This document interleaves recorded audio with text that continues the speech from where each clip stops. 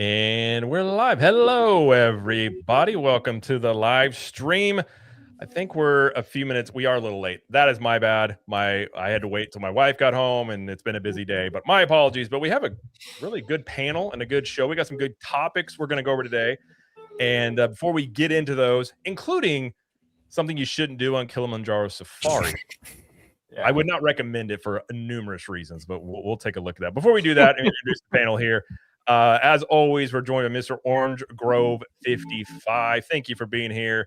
And where can everybody find you, Mr. Orange Grove 55? Yeah, no, it's an honor and a pleasure talking shop with you gentlemen. You can find me right here on YouTube, talking theme park, studio, corporate side, all that good stuff right here on YouTube, Orange Grove 55. You can also find me on Instagram, Orange Grove 55. You can also find me on X, Orange Grove 55. If you want to go fight with OG, just go to Twitter. Start a fight. Yeah, exactly. Start a fight. Let's go. When he says good morning, you'll know what to do. You're like, oh, it's not a good morning for me. We're also joined by Mr. Theme Park Philosophy. Thank you for being here, sir. Where can everybody find you and your philosophical theme park ways? Hey, thanks so much, Jared. You can find me on YouTube at Theme Park Philosophy. If you haven't checked out my channel, go give it a check. Essentially, what I do is I analyze, examine, look at theme parks through the lens of Western philosophy. So metaphysics, ethics, aesthetics, things like that. If you're into a niche subject like that, go check out my YouTube. And I'm also on Instagram too. More of me just in the parks. So if you want to check out my Instagram, you guys can find me over there as well. But I'm looking forward to this conversation here. A lot of things just happened today at once. So we got a lot of juicy new news for everybody today. And I see a lot of familiar faces here in the chat. They were actually with you and Vash earlier today. So thanks again for joining us. Appreciate it. Absolutely. Yeah, I talked with Vash earlier today. He's so much more organized than me. Like when I'm on a stream with Vash, I'm like, I'm lazy. Like he's got all these clips ready and I'm just like fumbling around for my stuff. It's, he's put together. But yeah, go check out Vash, and it was a good stream today. But we're also joined for the first time on Theme Parking as well, Mr. J. Drunk 3PO. Thank you for being here. And, thanks for the invite. Appreciate it. Absolutely. And if they don't know where you're at, where can they go find you out on the interwebs? Oh man, it's all things Drunk 3PO. Everything. Twitter, YouTube, wherever. I also run the Park Hopping channel over at Geeks and Gamers. So it's a theme park channel over there. Me and Kristanova. There we go. So. She's had a couple. You guys had a couple of those reels pop off because she's always. We're going to Epic tomorrow, but she's always in there first, like finding the Nintendo stuff. And I think didn't one of them hit like 1 million or something like that? Yeah. Yeah. It's good to know people where they're like, hey, want to sneak in real quick and get a couple reels? Like, there you go. Come on in. Little bit of an advantage, especially when you're like a beautiful woman. I think you have a better advantage. Like no one calls me to get in. Yeah. I was like, damn, at Epic. I was like, can you get me in? Sorry. I was like, well, there you go. So I'll just go back to Galaxy's Edge. Hey, no Han, no Luke. Oh. Hang out with the No Music Land that we have over here in Orlando. It is amazing to me, and I know we'll talk about that because you've been OG to the land since they had the music in there. Oh, yeah. But seeing the clips, and I've had complaints about Galaxy's Edge for a long time, and so like the fact that you hear that and then you just go back in there and you're just like, what is like? It's just so bland and just. I know. Yeah. The only noises are robots. And now we have pink milk. Is that any good? It's a little expensive. It's like strawberry banana. So okay. But yeah, the music, I mean, the music makes a world of a difference. It adds like oddly enough, it kind of adds like a kinetic energy to the land. But man, I mean, it's John Williams. I can't imagine. Oh, dude, it's fantastic, Jay. I really hope you guys get it in Florida. I think you guys will, but I was texting these guys the other day. I'm like, dude, this is insane. Like you walk in, I'm just getting goosebumps even talking about it. Like the music, you're really rubbing it in. I was like, yeah, it's really, you know me, bro. I'm a full Californian.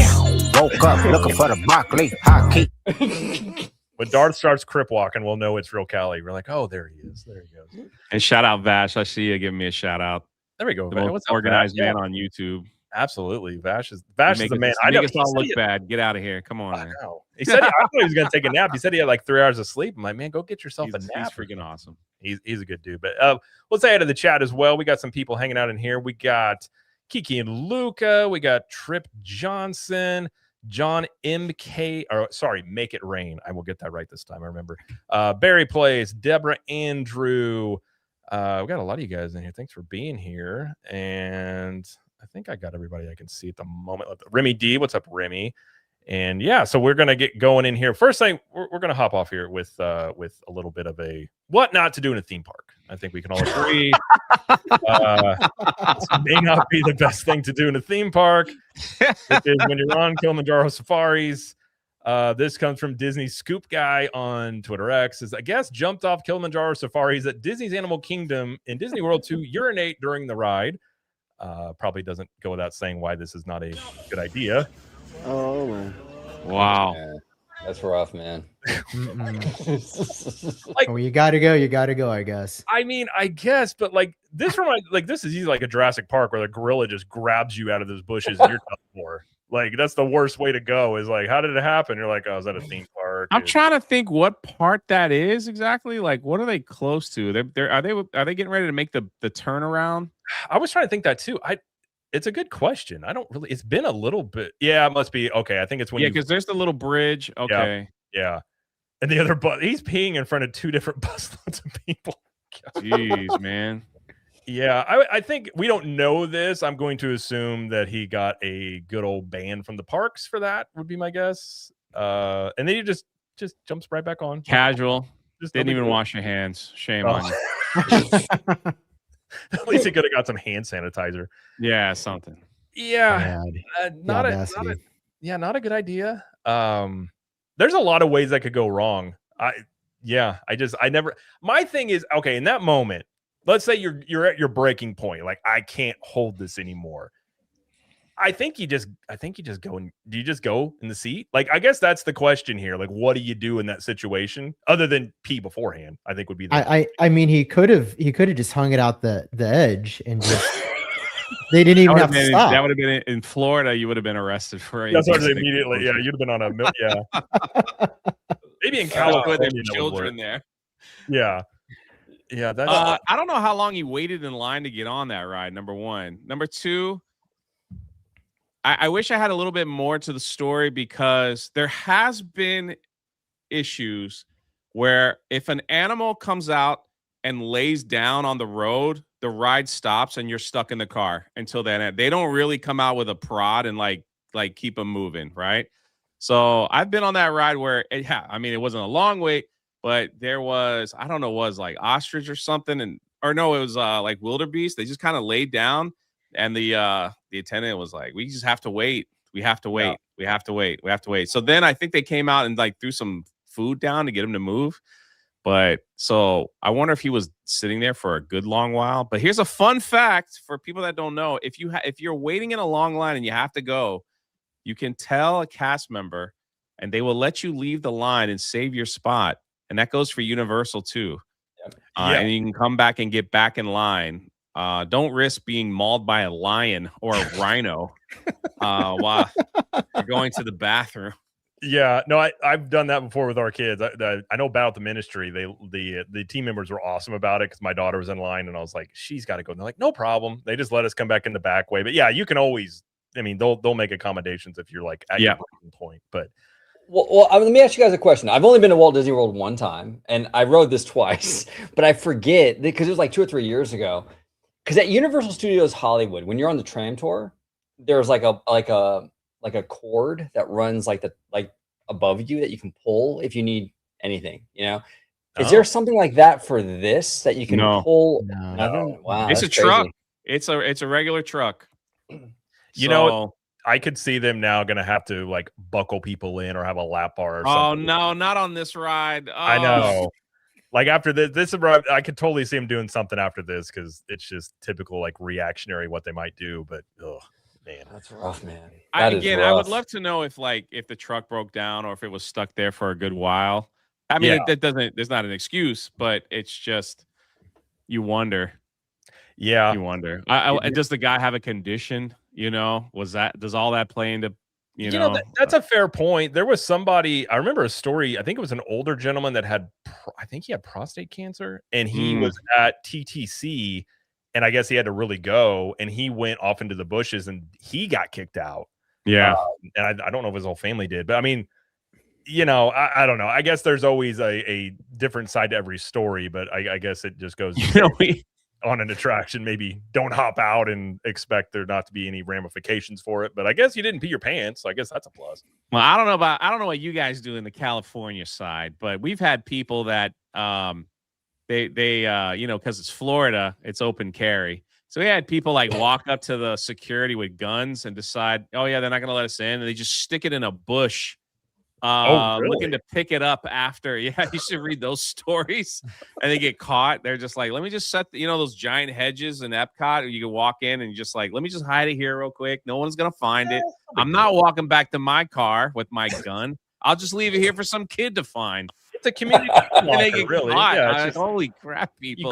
You grab a gun, leave a gun sort of thing. You know? Yeah, that's Florida, you know. It's a wild east over here. But well, I actually had a situation. It was funny. I was actually going on like a little road trip with our good friend Mr. Webber. We went to Vegas, right? And dude, like there's like long stretches of like desert and nothing, like, you know, in between cities or towns or whatever when you go from Cali to Vegas. And we were in one of those long stretches, and I had to go, man. And I had like an empty Carl's Jr. cup, and I'm like, hey, bro, if you can get out, I'm gonna handle it in the car, you know. And I did, and that was all good. But man, I'm telling you, it is not easy though. It is not easy, like doing like you think. Okay, I'm just gonna do it in the cup. I don't know. It's not as easy as it looks or sounds. I'll say that much. A steady hand is the key. You got to have a real steady. Yeah, you don't want to be shaky. Nothing but the best tips on this show, I see. Exactly. You gotta, this is life tips to get you through the tough situations in life. I would have just got out and did it in the bush, but I don't want CHP to get me. So I'm like, okay, that's Carl Jr. Cup it is, you know. That's, you know, what's funny is I ran into this problem. So I took my daughter to Target the other day, and all of a sudden, like, I just had to go, and there was not a family bathroom.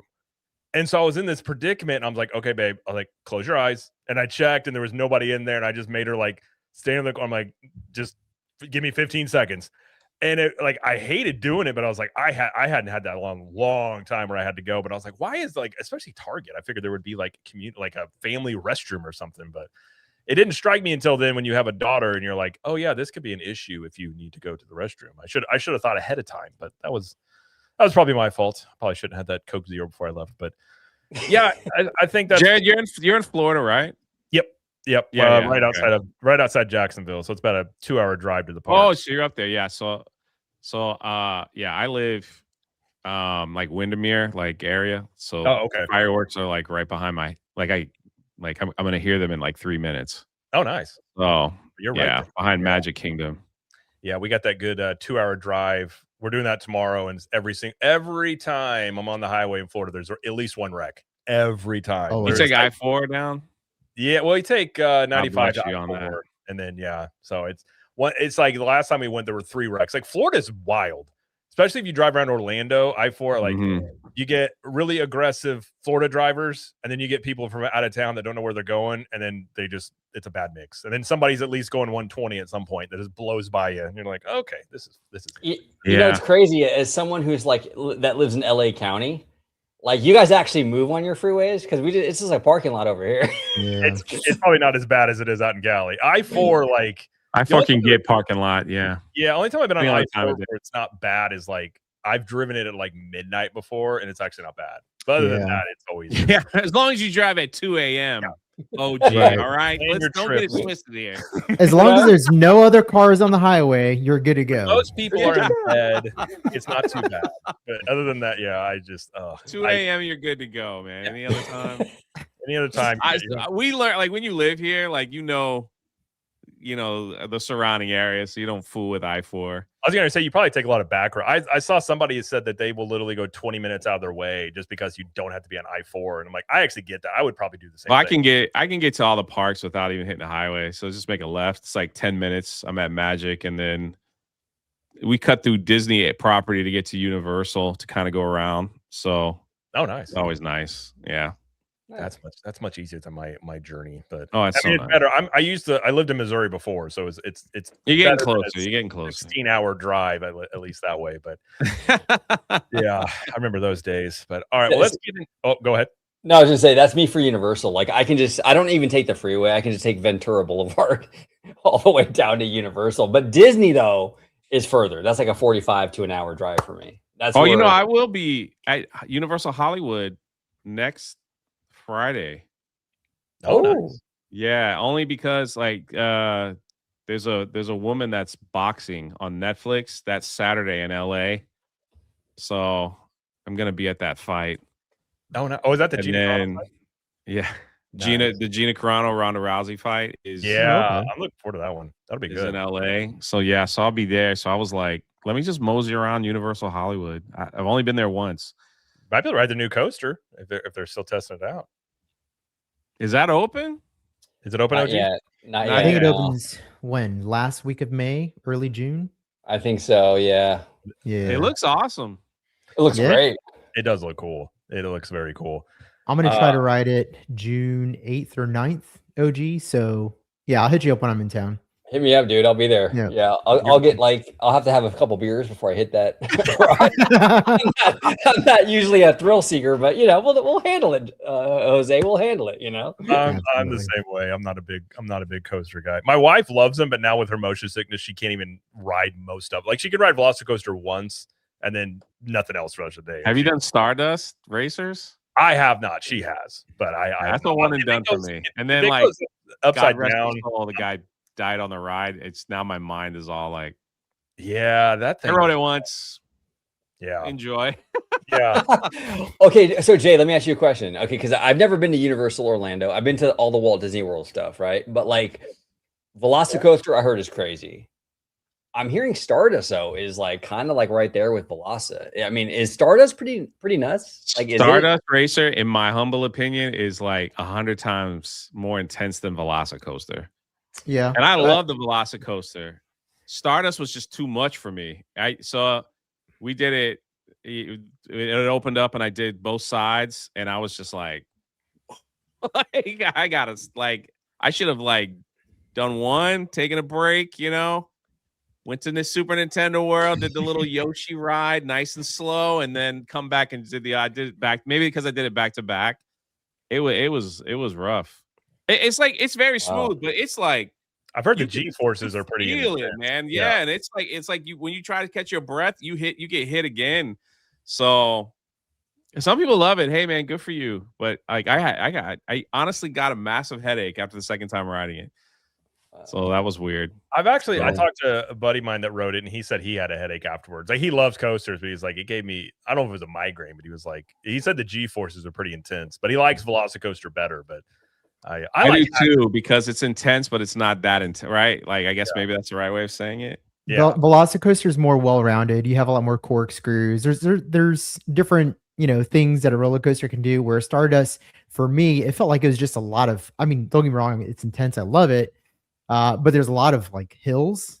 You do a lot of this, and then you do a big corkscrew. And I mean, it's a good time if you're into thrill coasters. I personally love it. I think it's also more, that's a conversation my wife and I had right afterwards. Is this more intense than Velocicoaster? Because they felt like it.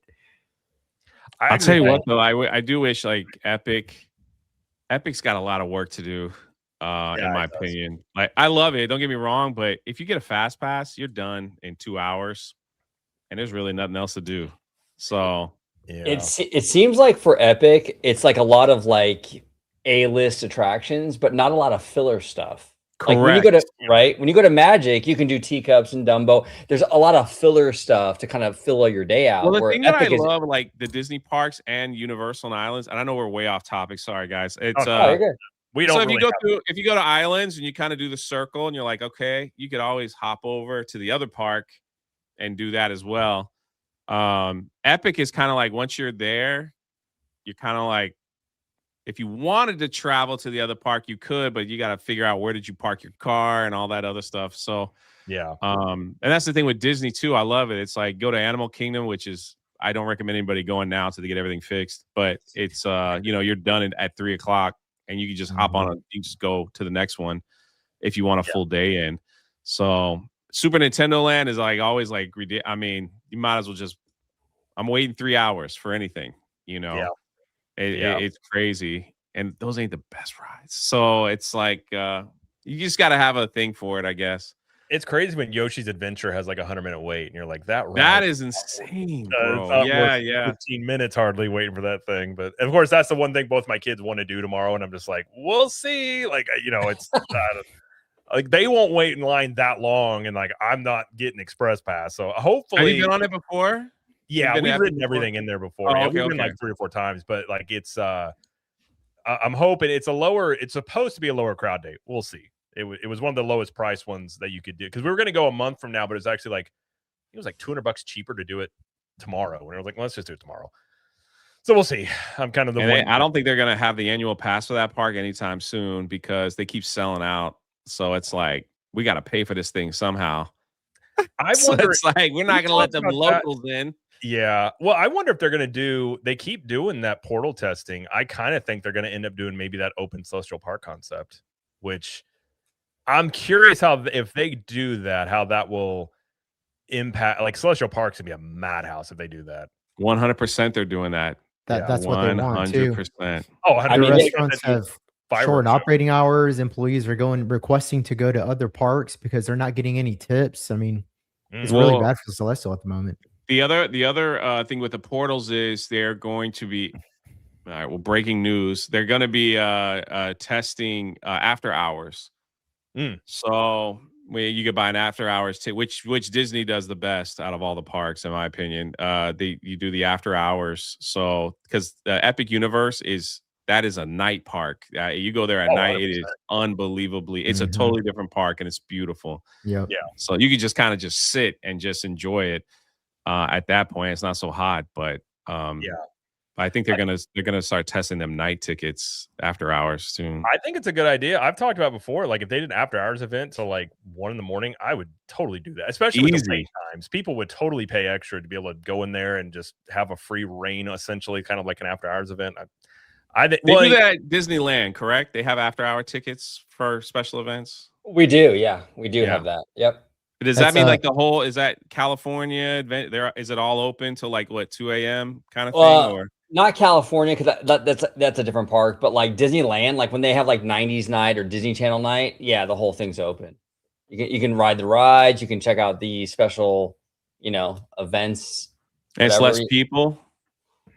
No, it's pretty busy. Really? It could be just as crowded.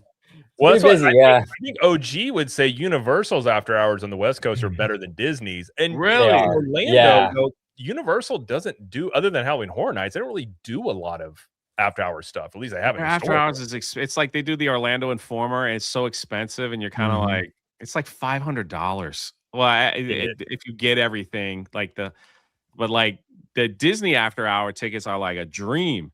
You could get a reservation, like they do at Hollywood Studios. You get a reservation at like your favorite hotel around 6. Got the after hours. You go in, they let you in around 7.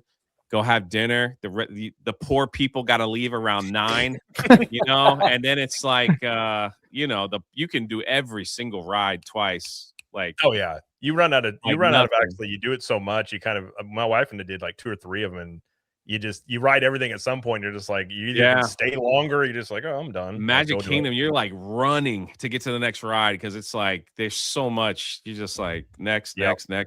So. Yeah. Well, the thing out here in California is that we have so many locals. Yeah. So it's just like they flood. You guys can throw up a new popcorn bucket, and you got a 3-mile long line for it. Yeah. As well. Yeah. Yeah, you guys are weird out there. I know, right? We're weirdos. Hey, So you want to know something crazy, OG? In Florida, they advertise Disney. I don't know if it's Disney, but it might be. There's like this commercial that goes around where they advertise, going to California is too expensive. Don't worry. You can fly to Hong Kong Disney and spend less money than flying from Orlando to California and going having a couple days at Disneyland. You could just leave Orlando, because they're doing these straight shots to like Tokyo and stuff now from Orlando Airport. And they're just like, yeah, with these new fares, why don't you just go to like Disney Sea? You know, it's cheaper than going to California. So they're like telling us here, don't go to California. It might be our governor, because our governor doesn't like your governor. But it's like, that might be like go to Hong Kong Disney. It's cheaper. Trust us. Let's go. It's so funny. And they like put the price up, and I'm like, Lord help me. Especially with Spirit now, they may be really pushing those, because that is, the Spirit shutting down. I kind of do wonder how that's going to impact.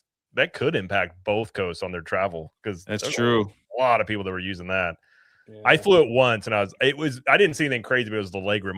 My knees. I don't think I'm as tall as UJ, but I'm like 6'3". My knees were like in my face the entire flight. I'm 6'4". Yeah, it's like that tendonitis kicks in after like 2 hours, and I'm like, oh my gosh, I can't walk. I need a wheelchair or something. But we actually got a $5 here from XVoot. Thank you, XVoot.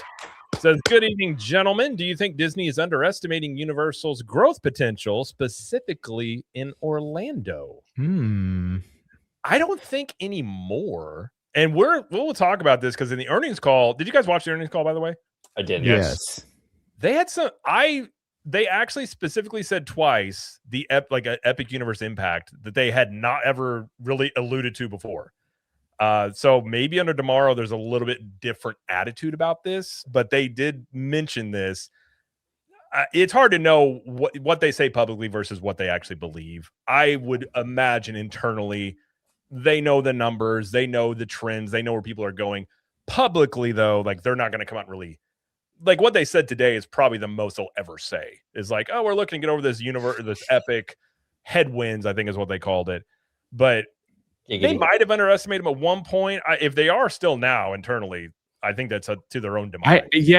I don't think they are, simply because, in my opinion, Universal hasn't really, except for the Helios, they have not tapped into the resort feature that Disney has. Going to Disney resorts is like its own, like, people go resort hopping and all that stuff. That's like its own little fun adventure in yourself. Sometimes they do giveaways at these resorts. People hop on buses and do that, and then they could walk into, Epcot or Hollywood Studios from the boardwalk area. You could ride the Skyliner and all that. Universal isn't there yet. So I don't know if that's really tapping in too much. What I think it does is it just brings more people down for everything. Yep. So people will spend one day at Epic, but then they'll go to Magic, and then but they'll stay at Disney, and because the resorts are just that much better, at least for now. Anyway, I do think staying at the Helios inside of Epic Universe at night, I have never done that, but I hear it's just like, if you get the right room, it's incredible. Yeah, my wife and I stayed at one of the Helios rooms looking over the park for the preview night. Oh, nice. Dude, it was amazing. My favorite room before that was actually Cabana Bay with a volcano room. If that tells you how much I love that room, and it's a great price almost every single time. You can usually get it for around $200 a night. So if you're not looking to break the bank, but you also want to get a good view, I highly recommend a Volcano Bay room at Cabana. It'll change your life. But this was 10 out of 10. I mean, especially once nighttime rolls around and you get to see all the LED lights in the floor and the water fountain effects. Super awesome time. And, I'm not promoting Universal, but right now I think they have discounts for Helios for like $200, $300 a night. We almost pulled the trigger. I think it's like $230 a night or something. I mean, under $300. That's a killer deal. I know it's still very expensive, but relative to what some of the what Disney charges for some of their deluxe villas, I mean, that's a hell of a deal, because you'd be spending $500-$600 at a deluxe resort at Disney without those perks. And it's a much newer hotel, and Rob White works there, and he's our buddy that hooks us up with all the Universal news. So I mean, it's a great time. If you can do it, man, Jay, go for it, dude. It's awesome. I think if when Universal opens their Zelda land and does Pokemon, it probably it might have a somewhat of an impact, because some people would rather go to their Pokemon land than Cars at Magic Kingdom. So it all depends. It all depends on what the people do. Harry Potter is definitely a massive draw for Universal here in Florida. Oh yeah. So I mean, people are in there they're like in full costume at that $120 degree heat in the summer with 99% humidity. They're out there with their wands, just in their robes. I'm like, I'm dying here. I don't know how they do it. I thought the most genius thing they did recently is have the ponchos that look like the robes. Yes. I was like, I can get in on that, but I can't be wearing a full on robe. I'll be sweating through that thing by 10 o'clock if I do that, especially down with the humidity. But I mean, it's funny when it comes to like, I think like we stayed at Royal Pacific a couple weeks ago. I think we got it for like $250 and it came with the express pass. So it's still like they still have really good values, but it does depend because if it's really busy though, Universal's hotel rates will skyrocket. It just really depends on what their bookings kind of look like. But I think both of them, like I kind of think part of Disney's strategy this summer with a lot of discounts they're doing, especially in the hotels, is since people are splitting time, they may be trying to go after people to say, okay, even if you're going to go to Universal, stay on our property, make it cheap enough to where they just stay there the whole time. And at least you're getting some, revenue, food, things like that. Like, I think that could be part of their strategy, but yeah. So like, I guess because being a local, like it's maybe a little different for me because I love to park at Disney Springs, park there for free, walk around to the front, get on one of the boats, take me all the way. It's a beautiful boat ride through their golf course and their tree houses. You get off on their Louisiana, and get the beignets, right? Oh yeah. Port Orleans, like you stop at that place, you get like the best beignets ever. Then you can hop on the bus. They'll take you right to any theme park that you want to go. And like I said, being a local after 2 o'clock is pretty much, unless it's like completely full, which is, it doesn't really happen so much. You can just go to any park you want.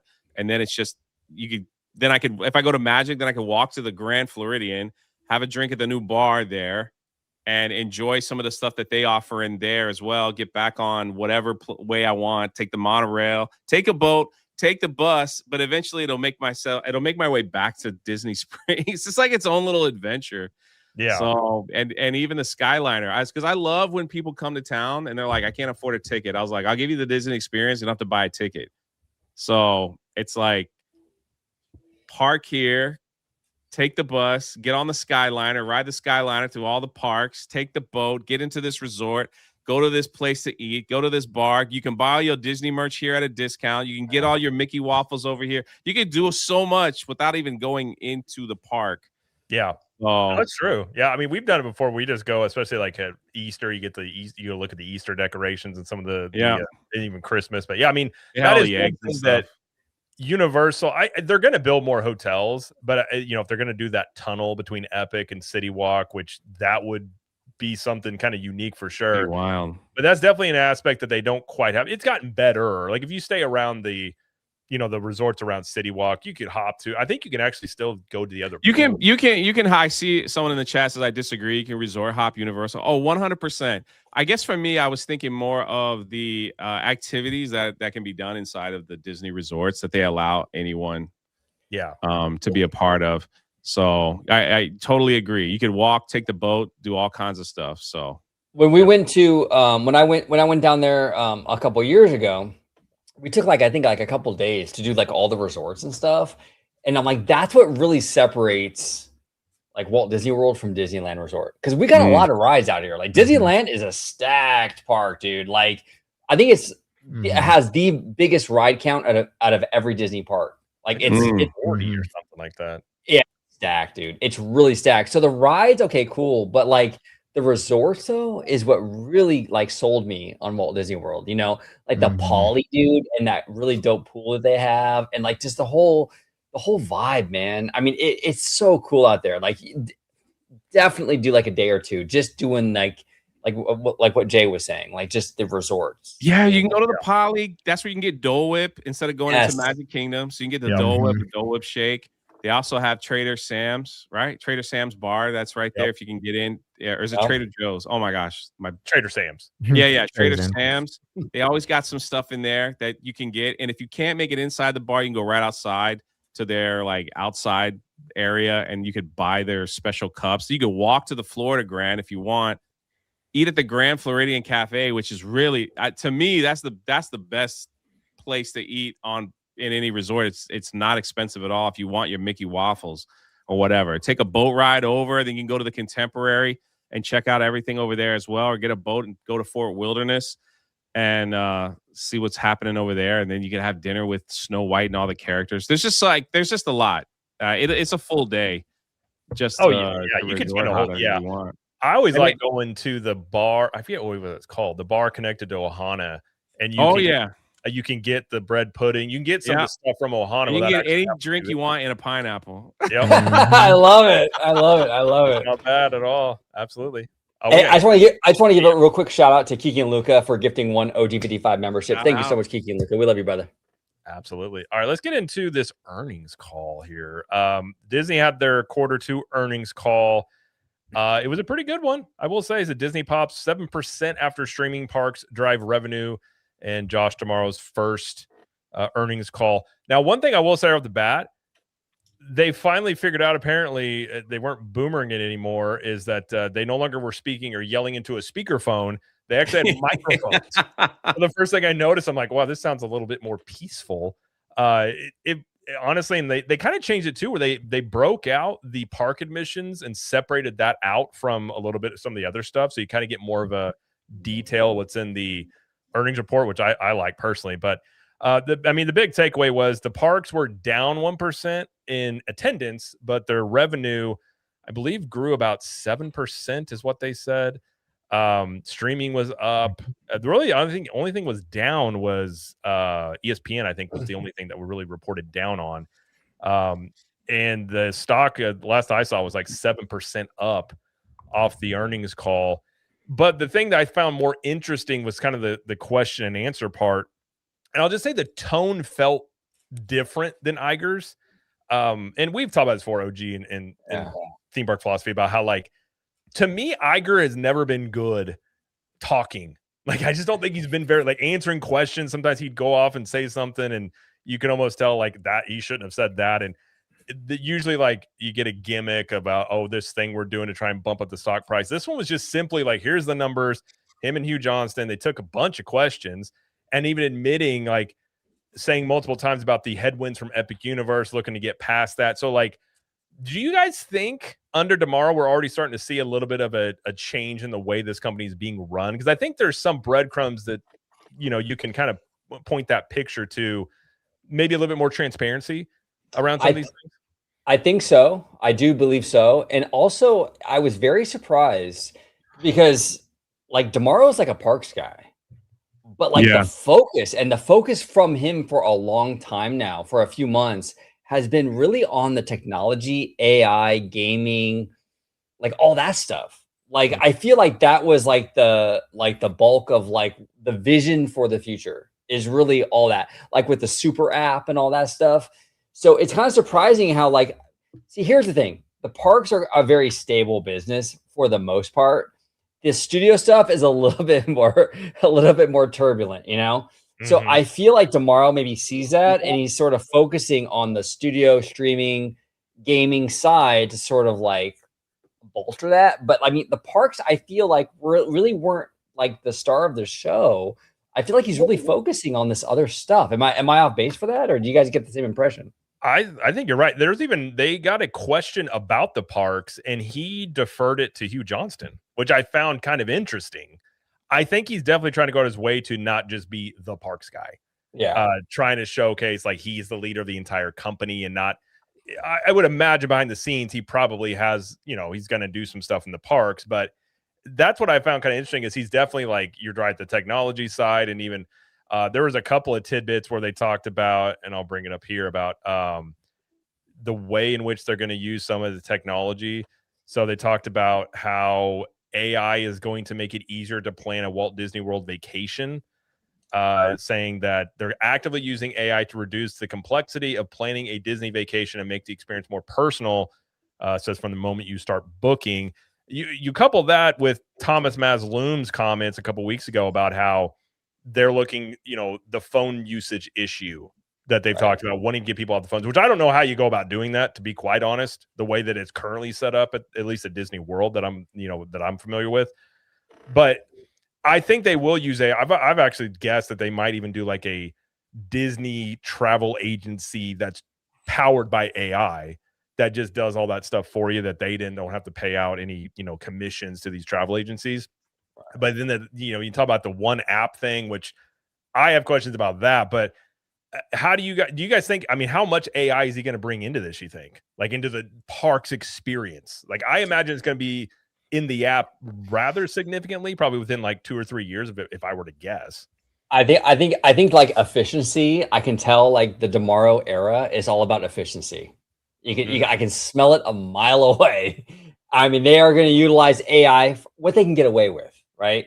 Like it's still Disney, so like I think there is a little bit of a distaste or like a fan like pushback with like too much AI with Disney because it's Disney. But I think tomorrow's going to push that AI as far as he can go with it. Agreed. Yeah. I really do. Well, I hate to say it, I'm afraid I believe we're going to see some more layoffs. I think so too, because of AI. Yeah, you see it in every other company. It's like I think with AI comes. They even talked about today about the efficiency of using AI about essentially work schedules, and they said it would be better for the guest experience, better for the work stuff. I do think, and I think there was an article, I couldn't find it, but I think somebody had even talked about there's probably going to be more layoffs, and it's probably inevitable at this point that's probably what you're going to be looking at. I mean, that's one of the quickest ways if you're trying to show more revenue, cut cost, and labor is one of the main ones that they have, and that's a lever they'll probably pull. So can I ask you guys a question? Because in the statement, they said that the attendance was down, but revenue was up, especially for the parks. There was an article that came out not too long ago that was in Reader's Digest where somebody was saying that Disney, and mostly Disneyland, and I don't know, I've never been, they have a problem where it's just too crowded, and richer people is they don't have a good experience there because it's too crowded. And so the thought process in the article, I don't know if it's true, I'm just telling you, but it just, like, reading this, it kind of sounds that they might be heading that direction. Do you think that they will constantly raise ticket prices even more so that people that can afford it will have a better experience, knowing that they'll spend more money? Yes. And then they'll make more money that way than keeping it low, instead of like people that would more than likely spend more money but not want to come back because it's like it's just too crowded. Like, I can't even bring my family here. We're waiting 3 hours for one ride and we wasted all this money. I'm not coming back next year. So you think like they're just going to constantly tick at that price for everything to where it's like we're finally pricing certain people out, and now like people can enjoy that have the means will spend a lot more money at the park, and that's their thought process. You think that has anything? Absolutely. Absolutely, because it's going to have a positive direct impact. In the eyes of the company, it's going to have a positive direct impact on the operating income of the company. They can make as much money, if not more, with less people, which means less operations, less labor required to maintain and operate the parks in a day-to-day business. Oh, for sure. I think that's going to be the trajectory until it stops. And once it stops, like Hugh Johnson says, they have some levers they can pull. They'll pull those massive discount levers for the summers and the holidays. They'll bring in the people that can't afford it. I mean, like here in Florida, Floridians have really great Walt Disney World perks, and we're basically like the we're the bench warmers. You know, whenever your A team needs a break, you bring in the Floridians and they'll do some of the heavy lifting for you, while the A team gets a breather, so that way they can come back strong on the second half, right? So yeah, I think as long as this works, they're going to continue to do it because of the overall impact it's going to have on operations, which is good for them. I mean, that operating income is going to be it's going to be strong, and they're going to continue to find ways to replace employees with either automation or just reducing their hours. So, well, yeah, no, Jose, you're 100% right, because so a company, what they really care about the most is the money end of it, right? Like the bodies without the money is empty calories. It doesn't matter how many bodies you have in the park. If you're not spending money, it means nothing. It's like having a mall full of teenagers hanging out. It doesn't do anything for you. You know what I'm saying? Yeah. So if they have less people with more money being made, that's a good thing, because from a business perspective, right? Where it's like, okay, now we have better guest, like customer service, like guest surveys will be better because obviously it's not as crowded. So when they do those surveys, yeah, we had a great experience. We only waited 25 minutes for Peter Pan. And at the other end of it, you know, they get more money. So it's like they're getting more money and people are like giving better feedback. I mean, there really isn't a downside to that. Like like really the attendance number is really like almost like a little bit of a fan. It's like a vanity number in many ways. It's a vanity number. Exactly. Well said, Jared. Exactly. It's a vanity number. It doesn't mean anything if those people, you can have 1 million people in your park. If none of them are spending money, it does you no good. So I know, you know, 2019, how busy the park. I mean, the parks were slammed constantly. it was a nightmare. And that was the biggest complaint you heard was it's forever for everything. So I mean, it's hard to fault I understand it from the guest standpoint. People have been priced out. I get that completely. But when you're looking at it, like if I'm selling water bottles at $20 and I charge it 30 and 40 and people keep buying them, it's really difficult to blame the business.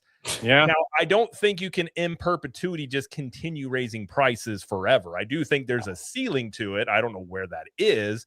But like Jose said, I think when they do start seeing that price ceiling come in, they'll probably reinforce like the perks that you get. Maybe Magical Express comes back, some of these things that people have been asking for.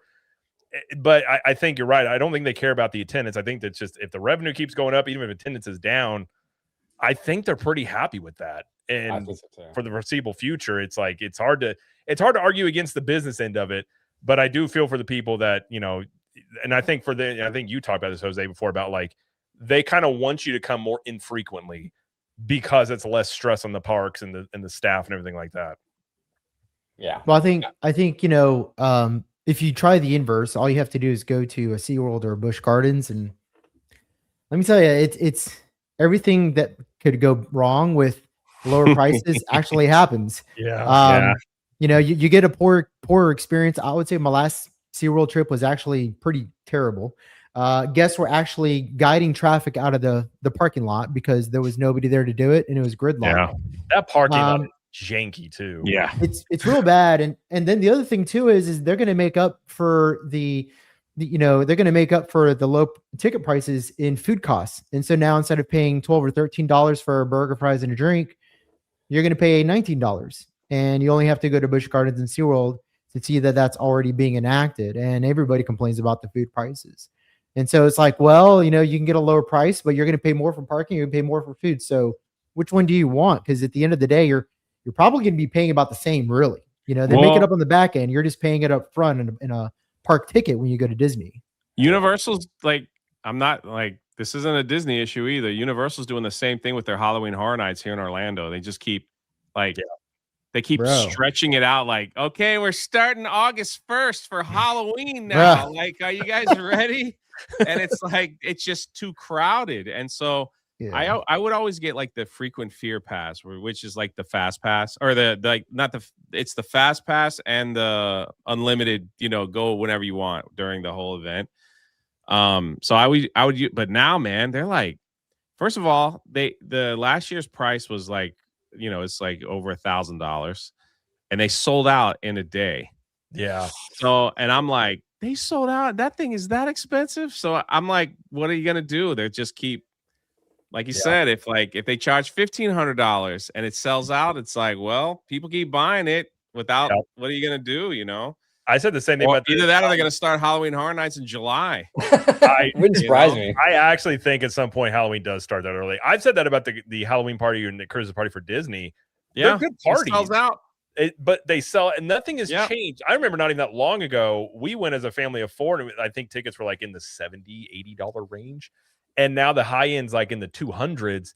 But if they're selling out, it's like, I personally, like, we are going this year because my brother's family is coming in town, so we're going to go with all them. But on a year-to-year basis, it's like, outside of just covering it for YouTube and the podcast, it's like, it's the same experience, which is a pro and a con to it.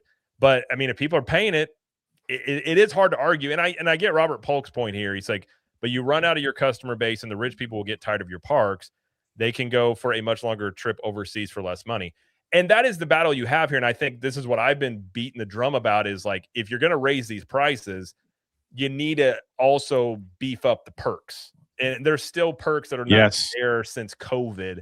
And some of these simple things, like you're staying at a hotel, like deliver your package to your room, things like that. I think that is where eventually they're going to have to beef those up, just because when you price out a Disney trip and it's like you can go to Disney for 5 days, which is going to Disney World's like a second job if you've never been, like all the stuff you got to plan.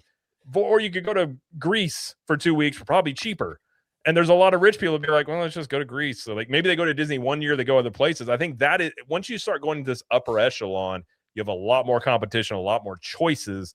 And I think that is where it could be the flip side of continually raising prices with this group of people. And maybe they're not as loyal. Like these are other issues you can run into, but in the short term, it's undoubtedly working. It's hard to argue against it. It's hard. Yeah, no, exactly. I mean, less people is less cast members, having to work, which I like, dude, I love our cast members, but like from Disney's perspective, that's a bonus, right? Yeah. And there's less people, you get better like guest surveys, like how was your trip? Yeah, it was great. We didn't wait that long, blah, blah, blah, blah, blah, and you're making more money on top of it. I mean, from Disney's perspective, it's all good. It's all good. Well, and I've said too, like this all could change. Let's say there's a downturn in the economy, but also could be the flip. If there's a boom in the economy, none of this will probably matter because people have disposable income. They're going to go do stuff. And I think both, if that does happen, I think both Disney and Universal would probably have record-breaking quarters if that were to happen. And these prices don't matter as much. But in the, I think a lot of it, especially recency, it's like ever since 2019, the prices have gone up very dramatically. I'm just curious where they have to have a number in mind of where they want the price to be on a day ticket. I'm really curious, like where they, because obviously, like if you'd have had overnight in 2019 to now, that is $207 to go to Magic Kingdom, people have been like, what? But like you just slow frog, boil the frog slowly. Like I am curious where that number is. And even whenever these new lands open, I'm not going to be shocked if you're looking at a day ticket at over $250 by that point. I mean, the rate in which they're going up. But I mean, obviously it's working in the short term. And now here's the thing I'm curious about you guys about. They mentioned in here about Josh tomorrow wants to do this one app. And I'm going to bring this up. And it's essentially they want Disney Plus and streaming and all this stuff under one connected experience.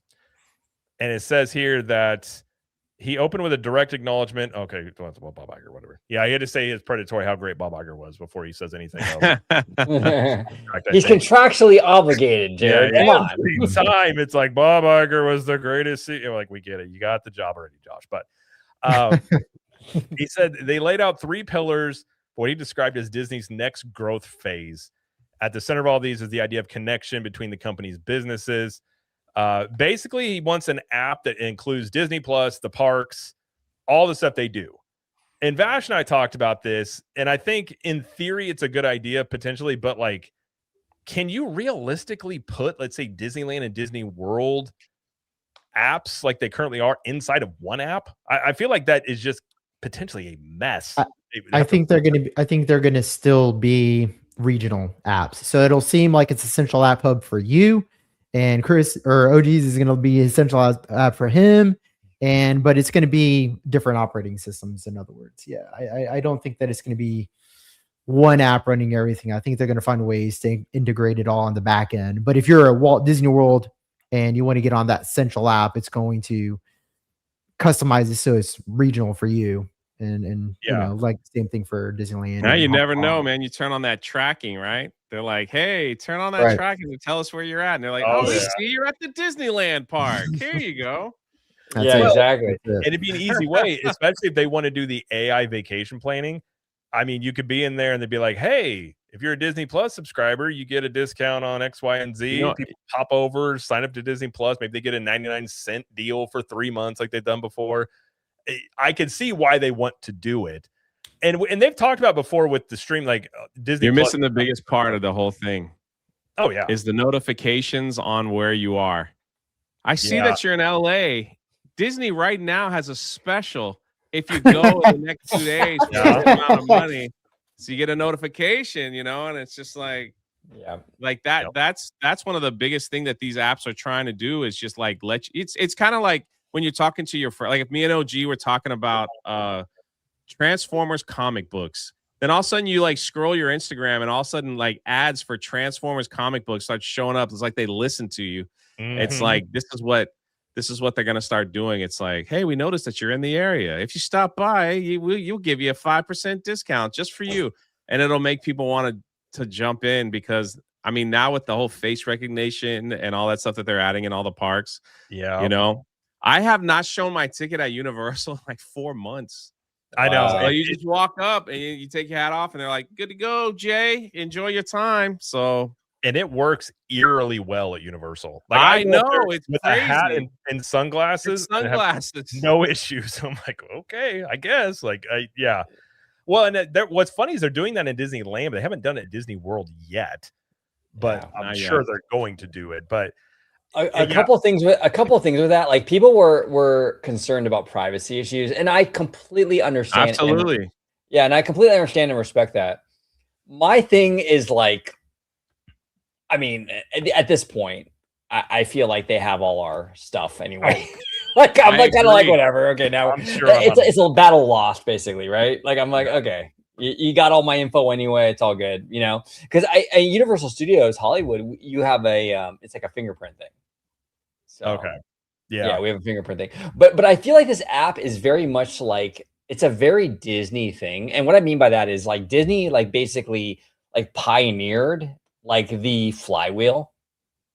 Like Walt Disney pioneered this whole thing. Like all the lands at Disneyland are basically tailored to like the content, right? Like Frontierland was like Adventureland was like that True Life Adventures.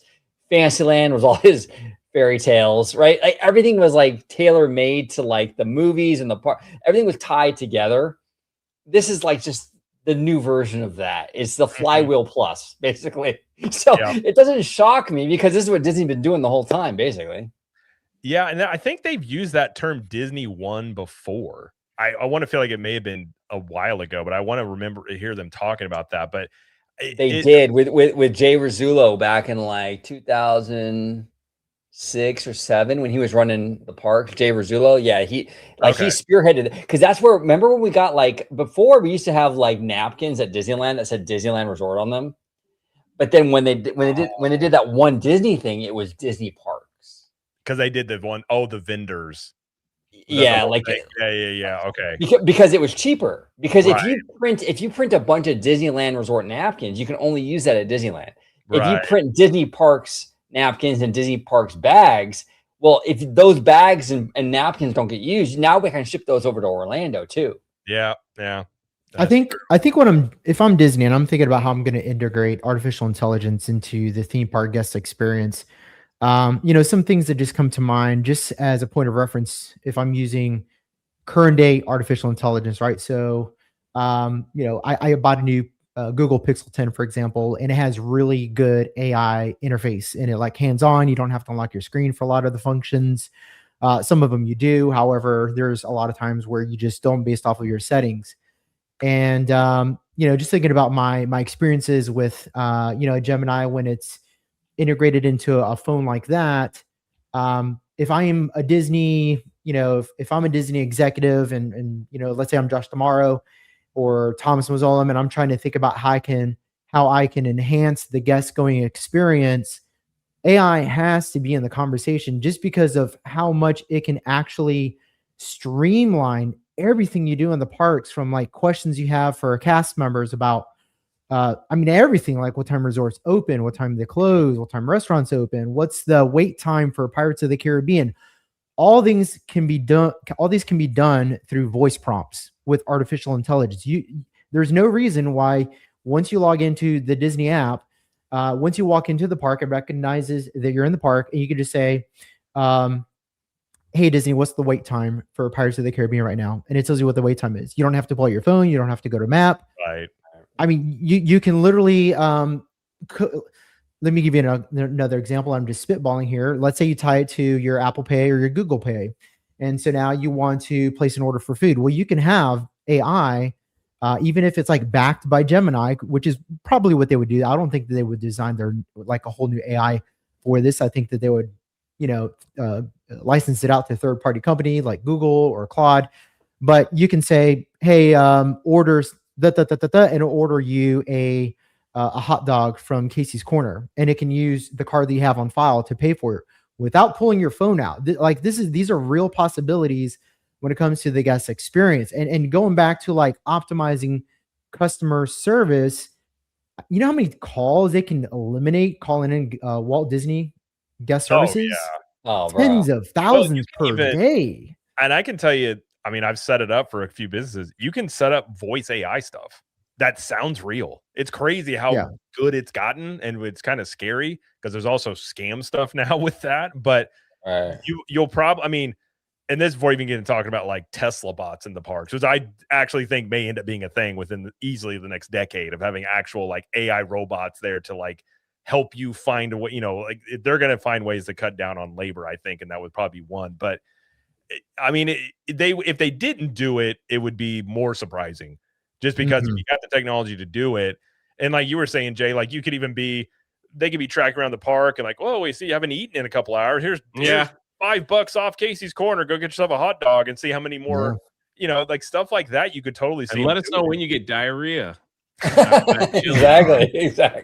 After your hot dog, here's the nearest restroom. You know no, you're correct. I believe it. I believe it. Yeah. Well, that's another good point. Like you can set notifications for it to tell you when a ride is below a certain wait time. Yeah. You know? Universal actually used to do that. I don't think they do it in the app anymore. They used to have it didn't work very well, but it's been tried before. But that's another good point though. I think I mean, I think my feeling off this earnings call, I feel like Wall Street really likes tomorrow. I think so. I think tomorrow sells a good game. He really does. I mean, and that was kind of my frustration with him initially, actually, and kind of still to this day, where I feel like he's too smooth.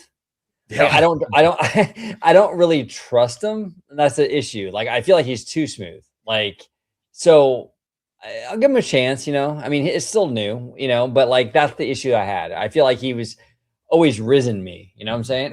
Risen you. Like, I don't know. You guys got the riz. I've told you guys this before. I shook his hand. It was at the opening of Mickey and Minnie's Runaway Railway, and he was standing outside the ride, and he was talking with people as they got off it. And I'm not like, if I see people, bro, like, no freaking way. Were you what? Are you serious? Who, me? I rode with him on that ride that day. Oh, did you really? Yeah. I have video, and I didn't know who he was. It's my greatest story ever of Josh tomorrow. I go to Mickey's Railway. I'm there for park hopping. I go there to film the ride. He's standing in line next to me, dressed as a normal cast member. I had no freaking idea who this guy was. I have my friend with me. We're talking. He starts asking me questions about Galaxy's Edge. What do you think about Galaxy's Edge? Oh, man. I told him I hated it. I was like, where's Han, Luke, and Leia? Like, I don't want to see Rey. I don't want to see talking. He's talking. He gets in the ride. I try not to film him because he's a cast member. You know, I try to be respectful because I'm filming the ride. But he's in the video. And we get out and he goes, did you enjoy that? I was like, oh, man, it was great. Tell your boss that we loved it, right? This is so. So then the park, I think nothing of it. I have no idea who this dude here is. Here I am, a theme park guy. No idea who this dude is. Then COVID, you know, the lockdowns, and we had the final day at Magic Kingdom before it shut down for a few months. Yeah. And I'm there. I'm filming the last fireworks. I'm walking out. I see this guy shaking everybody's hands. I take a picture and I put it in our park hopping group chat. I'm like, who is this guy? And they're like, Jay, are you dumb or something? Like, how do you not know Josh tomorrow? I was like, I had no idea. I was like, I sat next to that guy on Mickey and Minnie's Runaway where I could have asked him. I could have freaking had an interview of the century here. You know, it's like, and I'm like, I didn't know who he was. And I'm like, I stood there looking at him like, and man, everything just like, I got flushed. Like, I can't believe that happened to me. And I didn't even, so like, if you watch the video, you see him there, like kind of smile. It's really crazy. I try not, when I film at the park, I do my very best not to get, you know, I don't want to get close-ups on anybody's kids or anything like that. Just trying to film the ride. I don't want to be rude. I've never been one of those rude people that are like, oh, let me get in there first to get a picture. I'm tall. I can put my arms way up. I had no idea who he was. I to this day, like my team harasses me, and they're like, "Did you bump into Josh tomorrow again?" I was like, "No, I didn't this time." I'm sure he appreciated that. You must have been there if you shook his hand. hand. If it was the same day, I was there. I actually think we have Jay to thank for Galaxy's Edge changes now because I think that he got the memo right after that. But, no, so he got off the ride and he's standing there and like, unless it's like Arnold Schwarzenegger, like I'm not gonna go up to. I just not wired that way. But I was like, I'll walk through this. So I shook his hand, and he's like, "What do you think about the ride?" I was like, "It was really good. I liked it." He was like, "No. What'd you really think? Anything?" And like he looked at me like it was just me and him. Like he's just like, yeah. And he's really good with people. He's one of those guys, and I met a few of them where they're just really, really like they're talking to you. There's 1,000 people around you, and it's like, nope, just me and you. And so then I was like, okay, this guy's pretty slick. But yeah, I mean, you were probably. I'm sitting here thinking weeks later, I'm going to be banned permanently from Disney because I ripped into Galaxy's Edge and I was like, well, they isolated the fan base and all this stuff. And I'm not into Kylo Ren. And I'm like telling him all this stuff. And I'm like, where's John Williams' music at? He's like, yeah. And I was like, it's a tragedy, I tell you. It's a tragedy. I was like, sometimes I put my headphones on and listen to John Williams when I walk through there, and I'm like, why is the satellite dish all jacked up on the Falcon? It wasn't a square, it's a circle. I'm like giving this man the business in a politely nice way, mind you. But I'm like, and then when I find out, I was like, holy crap, I just freaking told. That's awesome. That's great. I think it's a good thing he gets that feedback. That's a good story. That's a great story. Yeah, well, you're probably ahead of me. And now it really shows how dumb I am, like through this whole thing. So Well, hey, you got the feedback you asked for. Yeah. Well, and that's the thing too with Josh Jamar, and we talked about it, Jared, a few times actually on a bunch of videos where it's like, it's not a coincidence that a lot of these Galaxy's Edge changes occurred right when DeMar took over. Yeah, actually, didn't he announce it right before he took over? It was like right as Kathleen and Bob were leaving. It's like, and we had theorized he was kind of already doing some moves behind the scenes.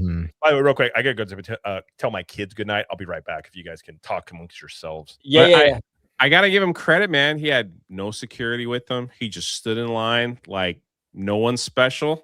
Wow. I just happened to be next to him. He wasn't talking to any cast members, like shook his hand and like not like it, but he was like, you could see he was just watching and asking questions. Yeah, he got off the ride and he was asking everybody, what did you think? Excuse me, can I ask you, what did you think? What did you think? What did you think? So I give him credit for that. Yeah, I like that. I like the fact that I've never met him personally, but like I like the fact that he cares so much about like what people are actually thinking. I appreciate the fact that Jay, he was asking me like, no, tell me how you really feel. And like, be upfront with me. That's cool. I like that, because a lot of these executives, I don't know, man, they really gas people up and it's like, no. They live in a different world. Exactly. Yeah. And I appreciate that. So I did too. Well, and I feel like what else he's doing. Oh, go ahead, brother. Well, I was gonna say if he felt like the data that he was getting strictly from Disney was 100% accurate, then he wouldn't be going around asking guests what they thought, because there must be a gap in data collection and its accuracy between what guests are thinking and what the data says. And you've got to also remember, like, only so many people are going to fill out the surveys about what their guest experience was like, and it's a very small portion. A lot of times it's just people that are unhappy. It's usually people that are unhappy or people that had an exceptional experience with a cast member. The other 80 to 90%, you're never going to know what they thought. You're going to have to dig for that information on the internet, or like Josh did, go up to Jay and say, what do you think? And he gave him the true blue. And it's probably like thousands of people just like Jay were just like, where's music? Where's Han, Luke, and Leia? I can be honest. If I knew who he was, I might have been a little different. But he probably knew who you were, because he probably knew who you were. He's like, damn, I would have changed, but I was like, we were standing there, it was an hour wait, and I was just like giving him the business. But you know what else Josh is doing that nobody talks about? He's doing this thing called storybook living. Have you guys heard of that? Yeah, in Palm Springs. Right, in Arizona. Like there's like 5 places I think scheduled, but 2 of them are, I don't know when. One might be open now. I have no idea. But he's he was in charge of building those communities. Like, if you don't know what that is and you're watching, it's like a utopia, I guess, right? It's like you live in this, it's like Epcot. You live in this community, a Disney community, and they have all the stuff there for you. All the grocery stores, the activities, like everything. Like, you don't have to leave. They Yes, have schools, they it's have kind of places of worship, they have like Like a all that military stuff base for rich people. in that. Yeah, and houses start at like $5 million. Crazy. that's wild to me. You're right though, Jay. It is very reminiscent of like an Epcot or even like the initial idea of like celebration, you know, Yeah, which is pretty cool, you know. And apparently they're doing well because, like you were saying, very. like right, the first one was in Palm Springs, but they started working on like a bunch of them now. Like I Yeah. think there's one in like South Carolina now too that they're Correct. working on, right? Correct. And there's one out in Arizona. I think it's about to open. And the other thing that I have to give Disney credit, and Universal's getting ready to crack this egg too, is people love the Disney cruise lines. Mhm. And they will spend, everyone that I've never been on one, but everyone that I've ever known that have done these cruises have said that is they do it the best. So There's good. no gambling or anything on there, but it's like they do it the best. The shows and everything is great for children, it's great for adults. They put everything in there that you would expect from Disney. They got those Haunted Mansion themed bars, the Star Wars bar, like stuff like that. And it's just everyone's saying. So we got an announcement earlier this year that Universal is looking to buy their first ship to kind of do the same thing, to have a Universal Studios type cruise ship.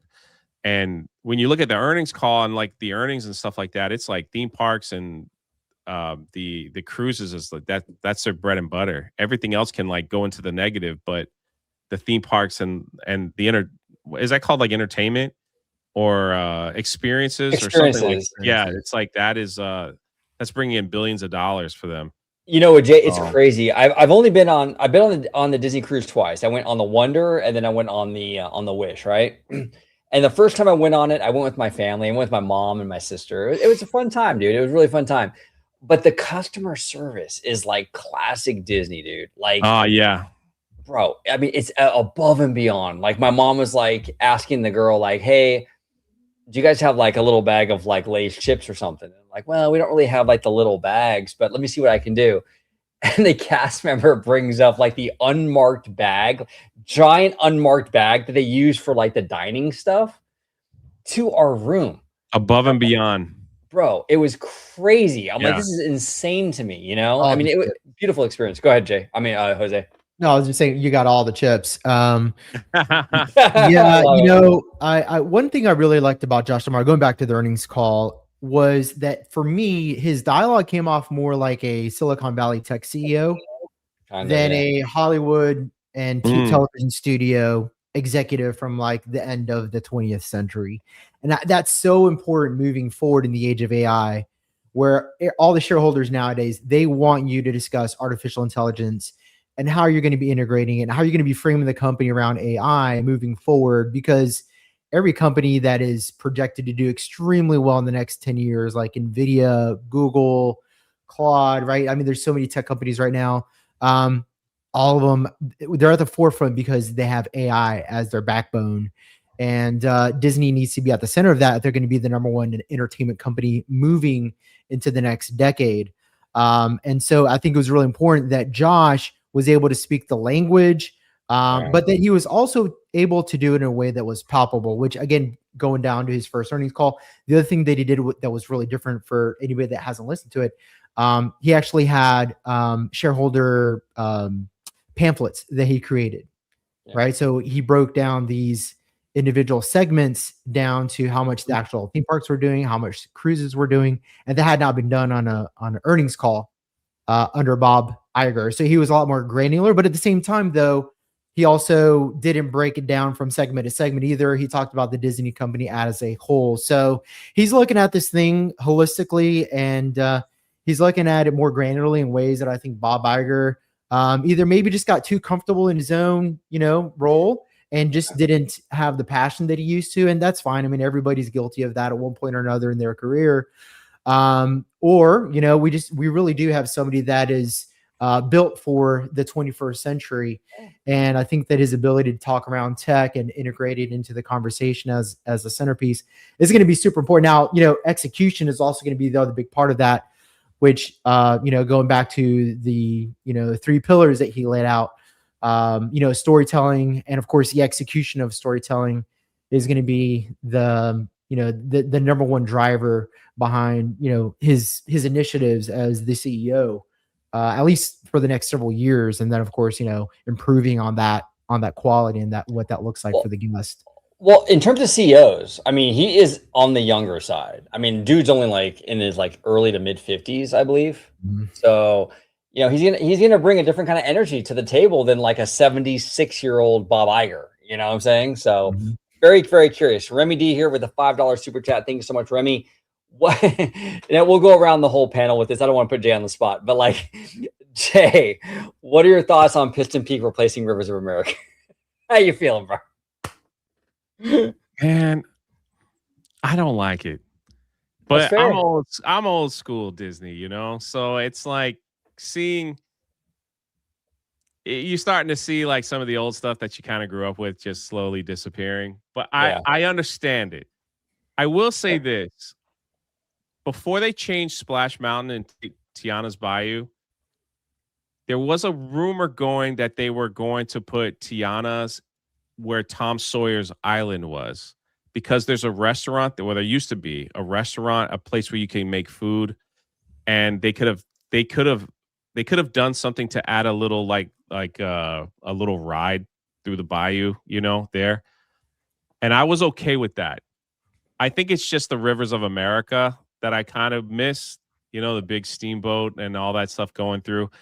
I just think that was a really cool break ride when you're like in the sun. You're just like, let's just go on something, and it's just kind of a chill thing to go around. So I wasn't against them changing Tom Sawyer's Island, even though if you've never been in there, it's really neat. They got like tunnels, like a whole tunnel system in there that you can go through all the caves and everything throughout the whole thing. But we'll see. We'll see. I am one of those people, man, and people get on me about this. I don't hate Tiana's Bayou. Yeah, no, I know one out here in California is pretty good, actually. The music's actually kind of catchy and stuff, so I don't hate it. I think what I hated was the whole conspiracy around it, Yeah. So, but I thought they could have put Tiana's in Tom Sawyer's Island without changing so much, but I don't really. I will miss the big boat. Yeah. It just was kind of like the thing when you walked into Magic Kingdom, you heard the noise, you could see it. It's right there. People lining up. It's that old Walt Disney, stuff that pretty soon there's only whatever's left is, Haunted Mansion, Pirates of the Caribbean, Carousel of Progress. I think Space Mountain. You guys can correct me. Yeah. That was after Walt, but. Oh, so that's it. There's only a few left there. But that is an opening day attraction, and you have what else? Jungle Cruise. Oh, the Jungle Cruise, correct? That's right. But we'll see. I mean, listen, they could knock it out of the park. They just don't advertise. The thing is with Disney, they don't like advertise it well. No. So it's like, hey, we're getting rid of like an American fan favorite in the middle of the political craziness of our time right now. It's like, hey, we're pulling out Rivers of America. America's getting ripped out, right? So that's how they advertise it. And then what do they do next? They say, hey, we're going to fill it up with mud, and it's going to be like mud with cars on it. And so you have all these like, Disney faithful, like that's been for years. They're like, that's terrible. Why would you? So it's like the way they explain it, like they could have done a better job and saying, hey, not like out with the old, in with the new, sorry. And they could have done it a little differently, in my opinion. But that change happens, man. It's theme parks, man. Listen, the worst tragedy in my history is when they got rid of Jaws. I freaking love the Jaws ride. That's my favorite thing ever. I freaking love it. I got to go all the way to Hollywood to see Jaws, now at Universal Studios. But hey, Progress, right? You make a lot of great points, Jay. You make a lot of great points. And here's the thing too, with the Rivers of America in Magic Kingdom, I think it was sort of like it was kind of left in a vulnerable state, right? Because out here in California, like our river is monetized like crazy because our Fantasmic is on that river. Okay. So, right. So all those dining packages, bro, like big money. So they're not going to get rid of ours because it's like, it's money. Like Fantasmic is on that thing. We got the Club 33 people being able to watch it from there. We got the dining packages, all that stuff, right? I think that was a big factor in it because it wasn't monetized. And I agree with you though. I mean, I'm a classic Disney guy too, and I'm a vibes guy. I always talk about I'm a vibes guy.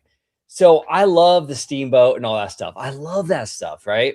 Now I will say this on a positive note though, in DCA. Now you guys are getting something a little different. You're getting Piston Peak. We have, Cars Land or whatever.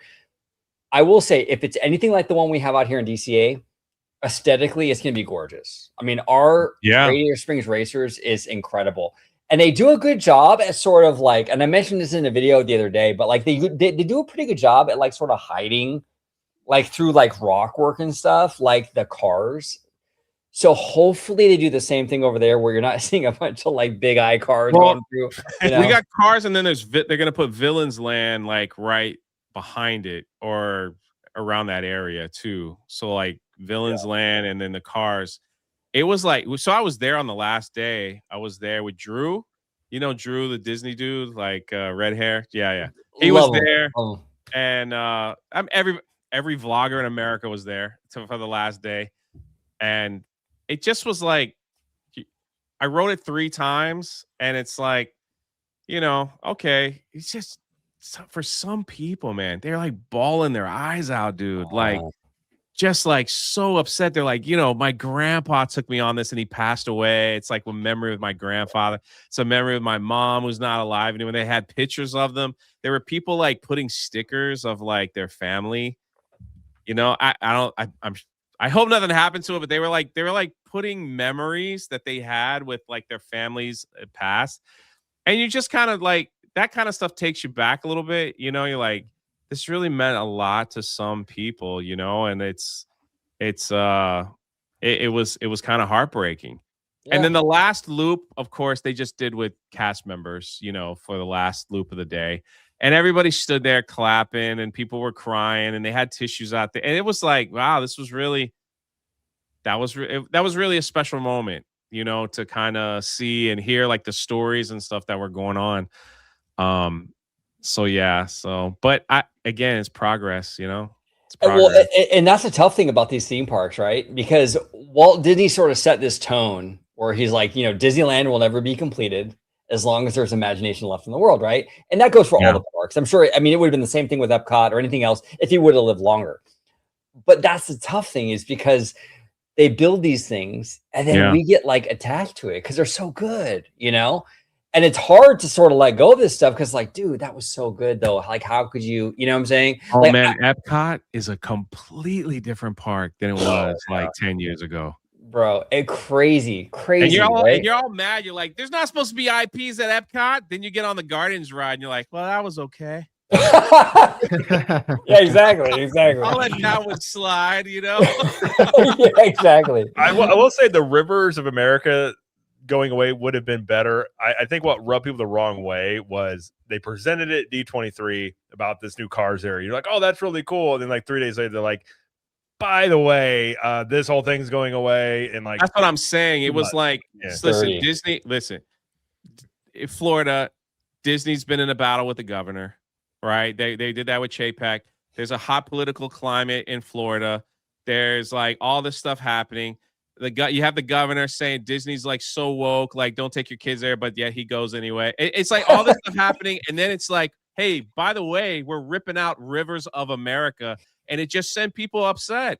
Yeah, they were just like, so you're removing America from Disney parks? How dare? It's like that's not exactly what we're saying, but like to the casual person, it came across for a lot of people. Hey, there's Drew. I was just talking about you, man. Drew, you remember me? We hung out at the last day of Rivers of America.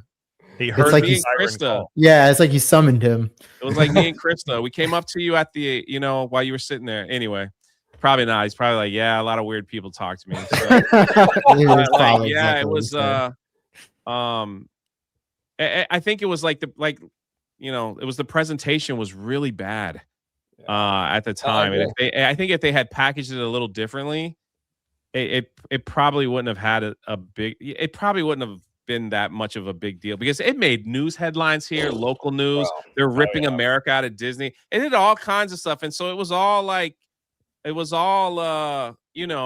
it just feeds into that propaganda. You know what I mean? That propaganda stuff.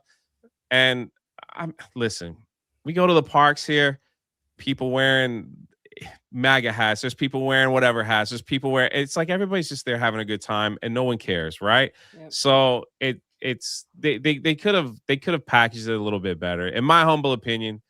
I agree. I agree. No, I agree, Jay. I was actually at that D23 Expo in 2024. And I spent the whole weekend there. It was fun with the community. We were all having a fun time together, and it was great. I ran into Drew a bunch of times. We hung out. It was fantastic. Shout out Drew. Shout out to Drew. We love Drew. And then Monday morning, the parks panel was a banger, right? Like Josh Demaro gets on that stage and he announced everything, including the kitchen sink. Everyone's getting a bunch of stuff. Anaheim, Florida, like 14 new cruise ships, right? And it was a good time. And then Monday morning comes around, and in like a Disney Parks blog post, they're like, "Oh, and by the way, that's also the delivery."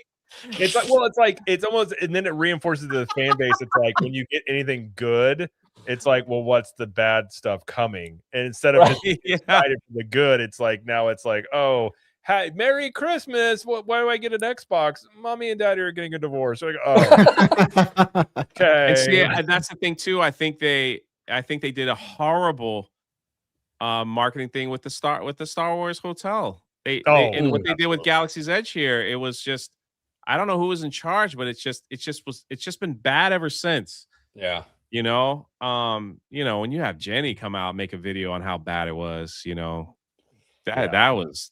was a crazy. So it's just if they present it in a way where it's exciting and fun and it's like your family's gonna love it, I think it would be fine. But I agree. You gotta sell it. You gotta sell it. You gotta sell it. Yeah, you gotta sell it.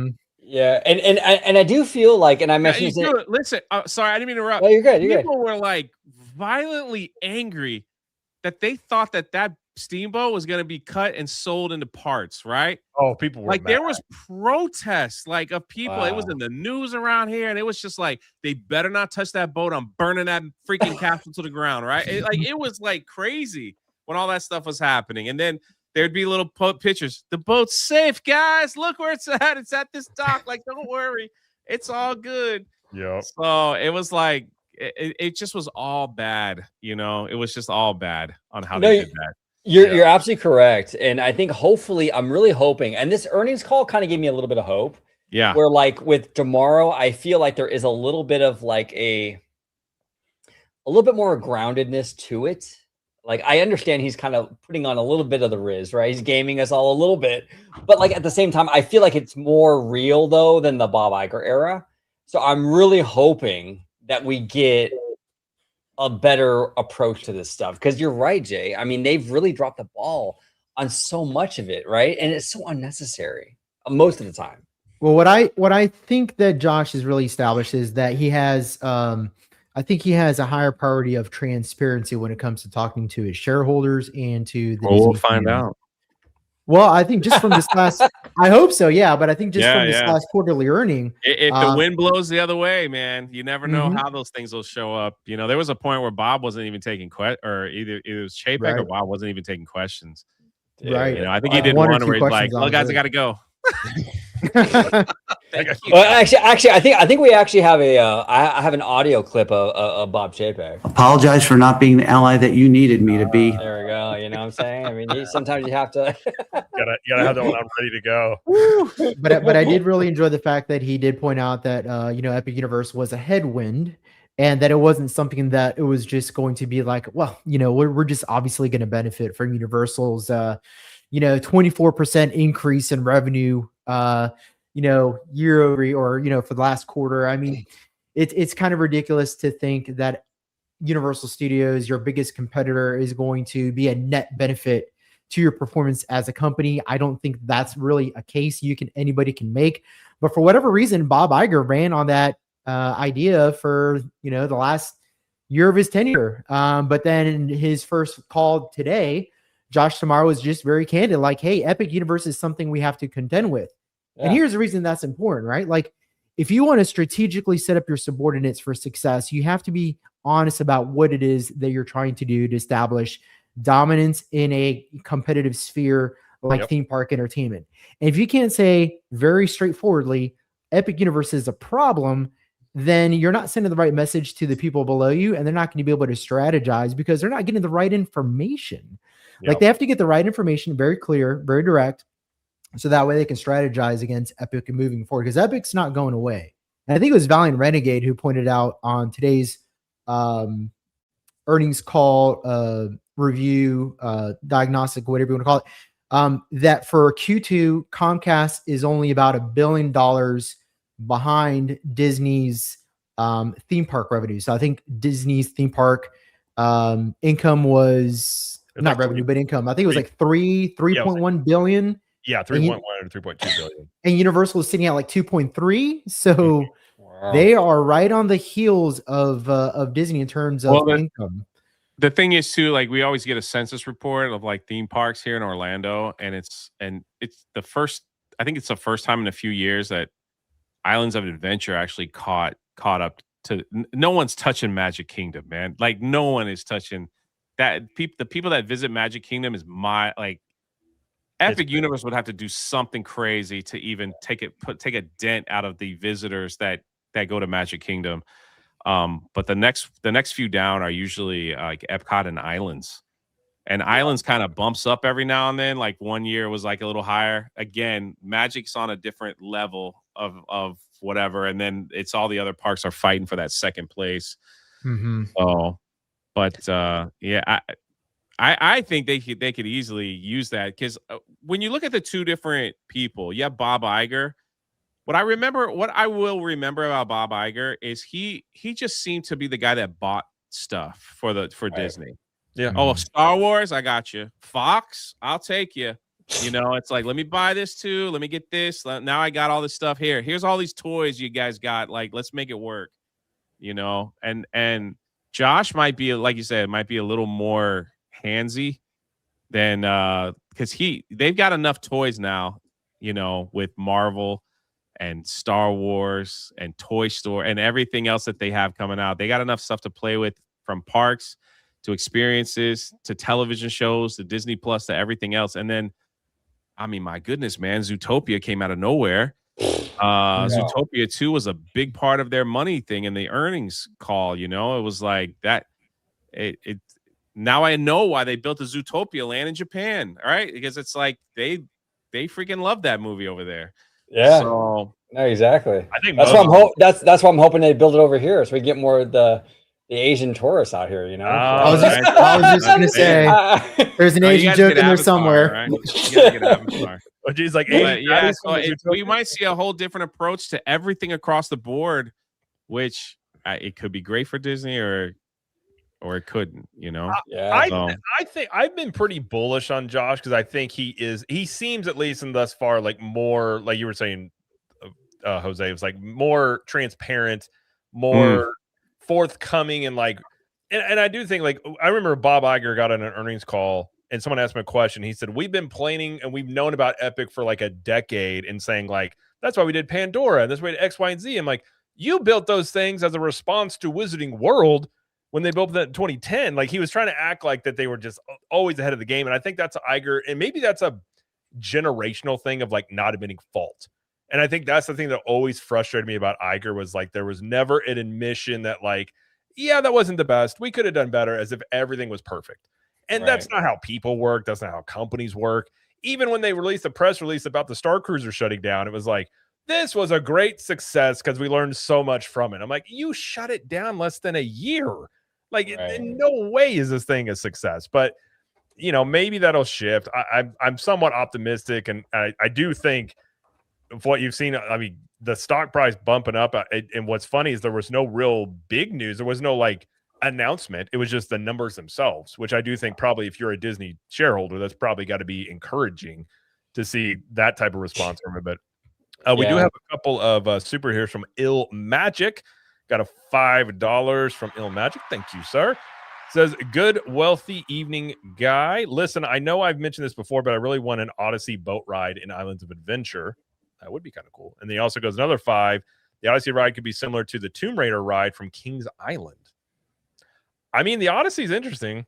I mean, I really hope the Odyssey is good. First off, I love all that stuff. But are we getting are they changing Jurassic Park to Jurassic World? Like, are we going to get the Jurassic World ride? I don't in Orlando or think so because of Steven Spielberg's involvement. He was really unhappy about that one changing, and he has, I think, to this day. I looked it up, Slimer. I think it was like Spielberg gets like $5 or something after every ticket sold at Universal. It's some crazy thing, and ET ain't going nowhere, man. Yeah, so he has still a lot to say. That ET arm could just fall right off, and it's like it's not going anywhere. I wish we still had RET, man. I'm so mad about that. I miss that ride so much. I love that ride. And what's funny, that ride's wait time keeps going up. Like over the years, it's gotten more popular. Yeah, but apparently the rumor is I read something a couple weeks ago that they may be doing a refurb of ET. I don't know to what extent, but yeah, I don't think River Adventure changes over to Jurassic World, even though I think it would make sense in that land, given you kind of have a mix of what's going to take place as Simpsons? The Simpsons. I mean, you heard it here first. You know, the thing is, I don't know if you know anybody at Universal that tells you stuff. Like, if you hear from the guys at Universal, this stuff changes all the time. So for the longest time, it was going to be Pokemon in there. And then all of a sudden, it's like, no, that's going in Lost Continent. You're like, okay. And then I think that there might be a shot the Simpsons is just extend it for a short-term thing until they know what they want to do with it. But I personally think you bring Back to the Future. That's my wish, that they bring back like a revamped Back to the Future ride back where it used to be. No one's told me anything, and I don't know nothing, but just be on the lookout for One Piece. Oh, yeah, 100%. Dude, Jay, I'm telling you. So for FanFest, right? They took our Waterworld like stunt show. They did One Piece, didn't they? Dude, they did One Piece, and that show is absolutely incredible. The effects, awesome, bro. Dude, it's amazing. It was amazing. I loved it. Disney Drew is right. Universal can't make a final decision to save their lives. Dude, I talked one time in a video about something I was told, and then like 3 weeks later it was different. I was like, I'm never saying it again. I'll mention it on a live stream here and there, but it's like it changes so much. Right. You know, even the Zelda stuff. I mean, that was a green light until rather recently. Then all of a sudden that one may be on the wayside. So it's like they have too many good options, is what it is. Yeah. Well, and that's the reason why, like, Disney has D23, where they have to announce stuff every 2 years. Universal doesn't have to do that. No. And I think Universal's happy doing that, like not having to announce it, because they can change stuff up. Disney is obligated to announce stuff at D23, and then that creative process kicks in, and then they have to change things, and now the fans are mad. Or sometimes they announce stuff too early when they weren't really wanting to do it, and they're like, "Oh, we got to do this now." And then right, exactly. I also think like the selling of Warner Brothers might have. I mean, Comcast had a small little bone in that fight, but yeah. Could you imagine if they got DC and everything? Well, so funny enough, there was an article in Bloomberg right before it really got hot with the Warner Brothers, because this was at the time when Comcast was still kind of in the running, even though they weren't really going to get it. But where Comcast, Brian Roberts had met with David Zaslav about DC theme park rights, and that they were going to give them or they were going to go to Comcast, which I guess would pull them away from Six Flags. I mean, if you do DC, I can't. Do you give up your Marvel rights? I don't think they do. I think they keep them. I think they keep them despite Disney. That's the thing. Yep. I think they keep that as long as they can to keep it. Did you hear the story behind that? That they thought they were going to lose. I know we're over time. I'm so sorry. Like, when Fox was bought by Disney and Universal, I was reading this story about this like a few years back. They thought they were going to lose their Marvel in their theme parks, But even though they have this ridiculous contract. If you guys know what it is, it's like they got it for like 99 years. Yep. And Disney can't put a Marvel character within 100 miles of like that particular. It's some weird contract. It's like 100 miles from like that particular spot. Disney can't use these like 12 specific characters, Spider-Man and Doctor Doom and all that. So they thought they were going to lose them. So Universal quickly decided that if they lose them, they're going to change all that to Cybertron. Oh. And they were going to change the posters and they were going to change all the rides. So what made that true is that if you ride Transformers and Spider-Man, it's the exact same ride. Right. Even the ending. The ending is exactly the same. Sorry, spoilers. You fall from a building and you get caught.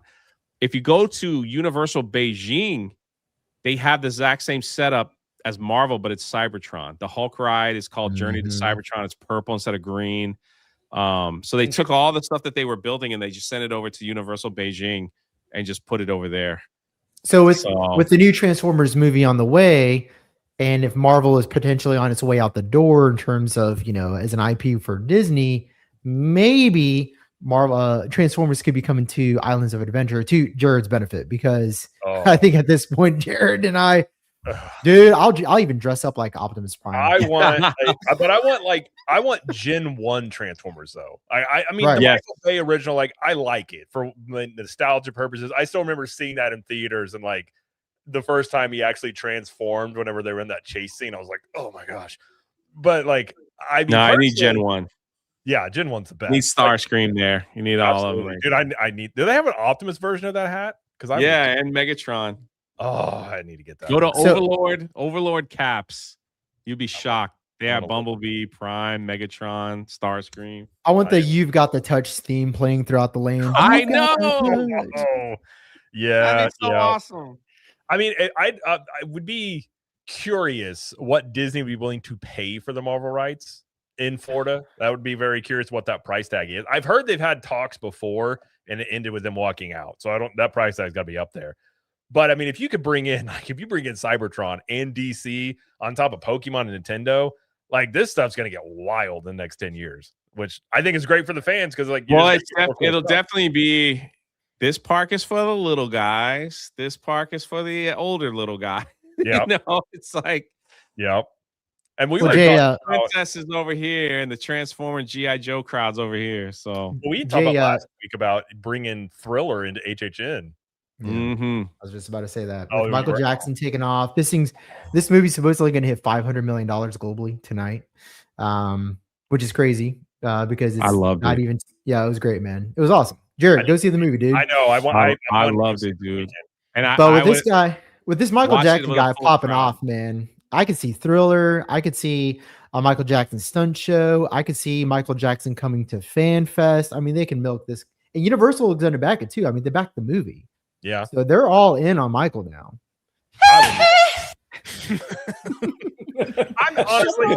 I'm glad that he's getting his due. The other day, I took my daughter. We had to go somewhere, and I was playing her Michael Jackson songs, and she was like, "Who?" And I was explaining to her how big he was, and we were playing some songs. And she does dance, and she's like, "Oh, I didn't know that was a Michael Jackson song." Like, she was just playing 2 or 3 of them, and so yeah, I think it's great that there's new generations like hearing and learning about. Even myself, like, I knew of Michael as a kid.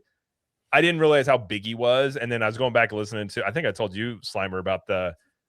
Was it Escape album? Shout out. Escape, it's a great album. That Chicago track is awesome. I don't remember ever hearing that song. And I was like, I'm just going back through myself and getting all this stuff. And I think it's they paid me well, Cliff. They pay me really well. I love it. I love it. I'm making have all the Starscream hats he wants if he comes on. Appreciate the 5, Cliff. Cliff's good people. I haven't seen Cliff in a while, but good to see you around. We love you, Cliff. Yeah, but I mean, I've got we can end here. I mean, there is the big. You guys want to talk about Big Thunder and the fire? I mean, sure. Why not? Down. Let's do it. I mean, I don't know if you guys saw this. I don't know if you saw this, Jay, but Big Thunder reopened. I saw it. All right. Yeah. He saw the fire from his house. Oh man, a little bit of an issue. I think this goes into lines of what we were talking about before. Sometimes of like current Imagineering and things like that. I don't know if this is a huge, and we talked about this on Orange Grove 55's channel. We had Vash on there as well, so go check out the video over there on OG's channel because there's a really good in-depth thing. But I don't know how much I would say is this incident alone is a big deal necessarily, but I think when you look at it all encompassing of some of the recent stuff with Imagineering, I think it does bring into some questions about some of the quality stuff. But I do think the ride, from what Vash was showing, it is faster. Actually, it's smoother. I'm going to check it out on Sunday, so I hope it's better. It's one of my favorite rides. But what do you guys think about the fire? Do you think it's a big deal, or what do you think about the ride in general as the refurb? The fire thing, I mean, they should have done more testing. I mean, clearly they didn't. Like, they didn't do enough before it premiered, and that was a big black eye. You know, it's not a good look when you have a cast member with a fire extinguisher putting out the fire on the track, and this thing just opened. You know. Yeah, not a good look, Disney. Come on, you know. So I think they could have done more training. I mean, more test runs and what have you, you know. But yeah, I mean, you're right though, Jared. Where it's like it's not a good look, and this kind of thing has happened a lot with Disney. Yeah. Well, that's the thing. Tiana's Bayou, massive problems when it first opened. Rise of the Resistance, one of the greatest things you could go on. Massive problems, especially that first 2 years, man. Like that ride couldn't stay open to save its life with all the problems. And now this one, you're right. It's not a good look. It's like they got to get one of these openings with like no problems. Let it break down 5 days later, you know? Right.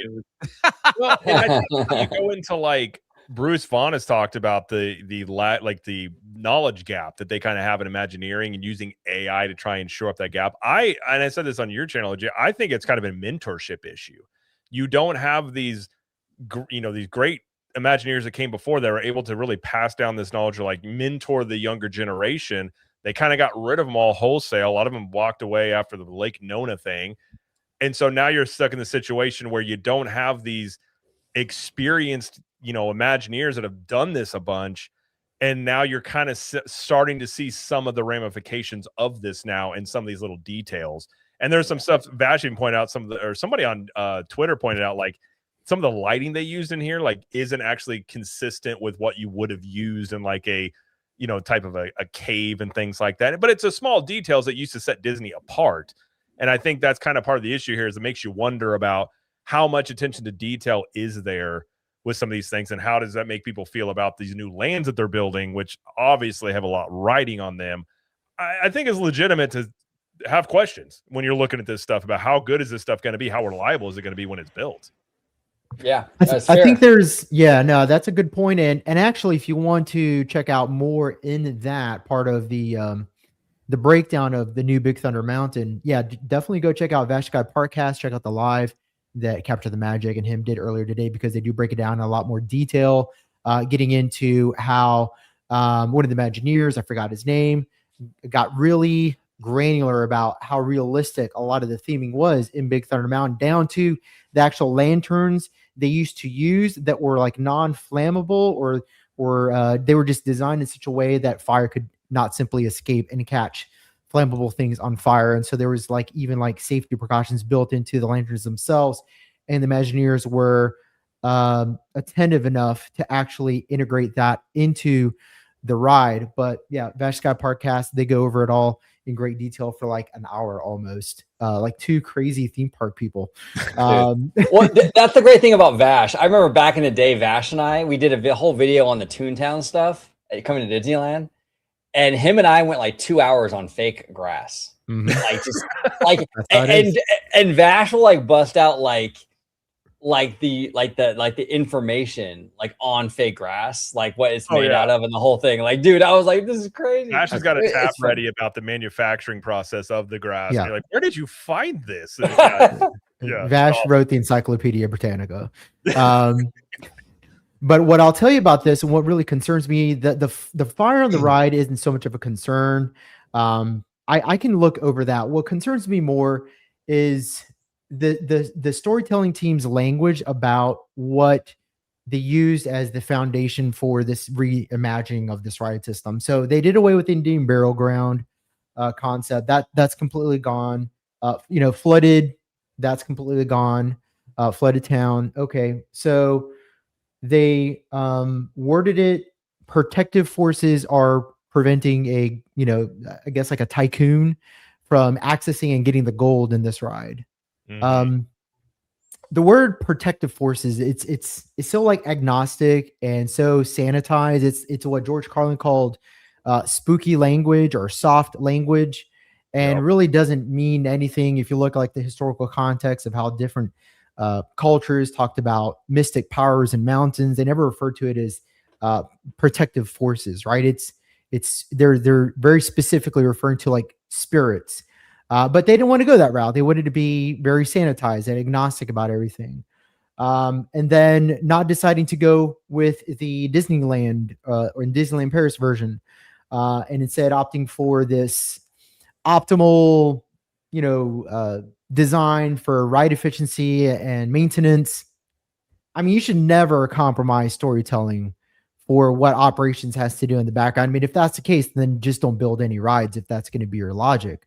Well, or you have to balance it in a way that you don't. Yeah, you're right, Jose. You have to if the real world logistics gets in the way, you have to balance it in a way where it's still creatively a success, though.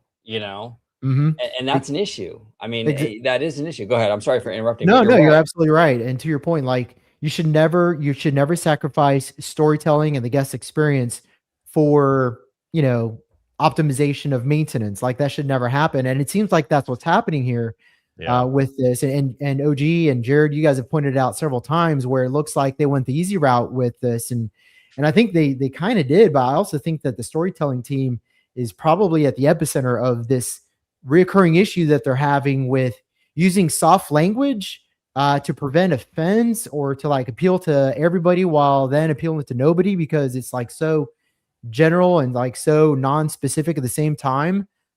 They did the same thing with Tiana's where they decided to take out any references to voodoo magic. And by doing so, they completely eliminated an antagonist, which was very much present in the original Splash Mountain. And then again, this here, like, all right, so you didn't get the gold. That's the story. Like you didn't get the gold. Right. That's so lame. And I blame the storytelling team because the Imagineers are building on what that story is. So Well, there it's seems also to be a problem with storytellers, I guess is what I'm getting at. no, I agree, and it's also hard to know. I think there's so much more corporate involvement now Yes. inside the park. So it's like it is, and sometimes I'm hesitant to just put it all on Imagineering because I think if they're hamstrung a bit by the things that the corporate end is telling them they can and can't do, then that's not totally their fault. They may just be working with what they have, but whatever the formula with that is. It just doesn't seem like back in the day, I feel like they let Imagineers kind of what Universal does now is like go kind of wild, come up with some cool stuff, try some different things. But I think Disney's also at that point when you're the big player, you're on top. It's really difficult to get yourself to take chances. That's a culture thing that you have to really implement. It's really easy to be like, well, let's just play it safe. Let's not do anything that's crazy here. And that's human nature in many ways. And unfortunately, I think it's coming at a bad time when you have all these things you're building, you have all this competition that they've never had before, and they're being pushed. And it's like, now's the time you need to kind of try to take some chances. And maybe they're going to with these lands, but that's the thing I would point to is just be like, you gotta start swinging here. Like quit going for singles and trying to hit a grand slam. Yeah, I think that most of it, my inclination, I could be wrong, but my feeling is most of it is meddling. We're getting a lot of Burbank meddling. And the only reason why I believe that is because when Disney does things overseas, when they're in Japan or Shanghai or these overseas parks, Imagineering seems to hit a lot of creative home runs. Yeah. Out here, though, in California or Orlando, it seems to struggle. So I feel like there's something going on preventing that creative process out here in the States. I do real quick want to give a big shout out to Provost Park Pass from Amanda. Thank you so much, Amanda. Chris and Amanda do great work over there at Provost Park Pass. Check them out. They are amazing. Able to meet them a few times in the parks, and they are amazing people. So check them out. They do great park content. But thank you so much, Amanda. Appreciate you. Absolutely. And while we're there, we also have a 5 from Cliff Flicks again. Thank you, Cliff Flicks. says, is quality not needed anymore in 2026? Are the fans holding on the old high standards that modern Imagineering does not care about anymore? I mean, that's a legitimate question, I think. Of like I've said many times, Disney set the standard of what theme parks to be judged as. And I think in recent history, they haven't lived up to their own standard. And that's, I mean, it makes you wonder. I think they're, if you take Bruce Vaughan as his word, you take DeMauro at his word, they're trying to rehab this stuff a little bit, but you're also doing this in real time at a really bad time when you're building all these lands and there's all these questions. That's not the right time to be kind of rebuilding your bullpen of Imagineering, at least in my opinion. Well, yeah, and it's weird because I think Chapek did a lot of damage to Imagineering. Yeah. A lot of damage, right? And I feel like when Bob Iger came back, to Bob Iger's credit, I mean, they really tried to kind of mend Imagineering. We brought Bruce Vaughan back. I mean, even Joe Rohde to some degree. I think he's like a consultant, right? Mm-hmm. So they got rid of Barbara Boza. Nothing against her, but I mean, what was she, part of the Gensler group or something? And like, yes, Gensler, yes. You know what I'm saying? So I do give Iger and I mean some credit for like kind of trying to repair the damage. But you're right. I mean, maybe there's still some damage there, So it's a tough call. So we'll see how it shakes out. You can't lose that many Imagineers and not have some sort of ramifications for it. And I think it'd be the same thing as having a championship football team and you lose the quarterback, your two offensive linemen, and your main wide receiver. Like you're going to have some issues the next year, undoubtedly. But I think that's the issue they're kind of dealing with. I agree. I think the Lake Nona thing, I mean, they were already laying him off because they had issues with the celebrity Imagineer idea. But then Lake Nona was almost just like a double whammy. It was like a bunch of them got done there. But and I'm not even against having an Imagineering office in Florida. Honestly, it makes a lot of sense because I mean, there's a huge theme park presence out there in Florida, massive, right? Mm-hmm. I just think the way Disney did it was like, I think you need to kind of ease into it, or like maybe force the California Imagineers who don't want to live in Florida and they were causing all kinds of drama. Well, there were people that sold their unnecessary. Houses. Yeah, they sold their houses. They were buying, and they got caught in the midst of all this. And that thing was a complete mess, undoubtedly. We have another 5 from Cliff Flicks here. Thank you, Cliff. He says parks decisions are made entirely by financial spreadsheets and finance calculations and algorithms. I also think Burbank doesn't trust Glendale now. I agree. I think a lot of it is spreadsheet management. I mean, that's why I think you'd say it before. I think that's why the Rivers went away, is because there's no ROI to it, and there was And out here in California, it's like a money machine because you got all those Fantasmic dining packages and stuff, It all comes out of monetizing through the lightning lanes and all this stuff like that. But I mean, I'm rooting for these lands they're building. I hope they're great. I do have some questions, and I hope it turns out really well, because I want both Universal and Disney to have awesome stuff to go check out. But I want to go. Absolutely. And it's like, I hope that I want to suck. I hope that Doors ride is awesome in Monsters Inc. land. Right. As much as I don't know how much sense a Cars land makes in Frontierland with googly-eyed cartoon cars running around, but I do like the idea of a national park land.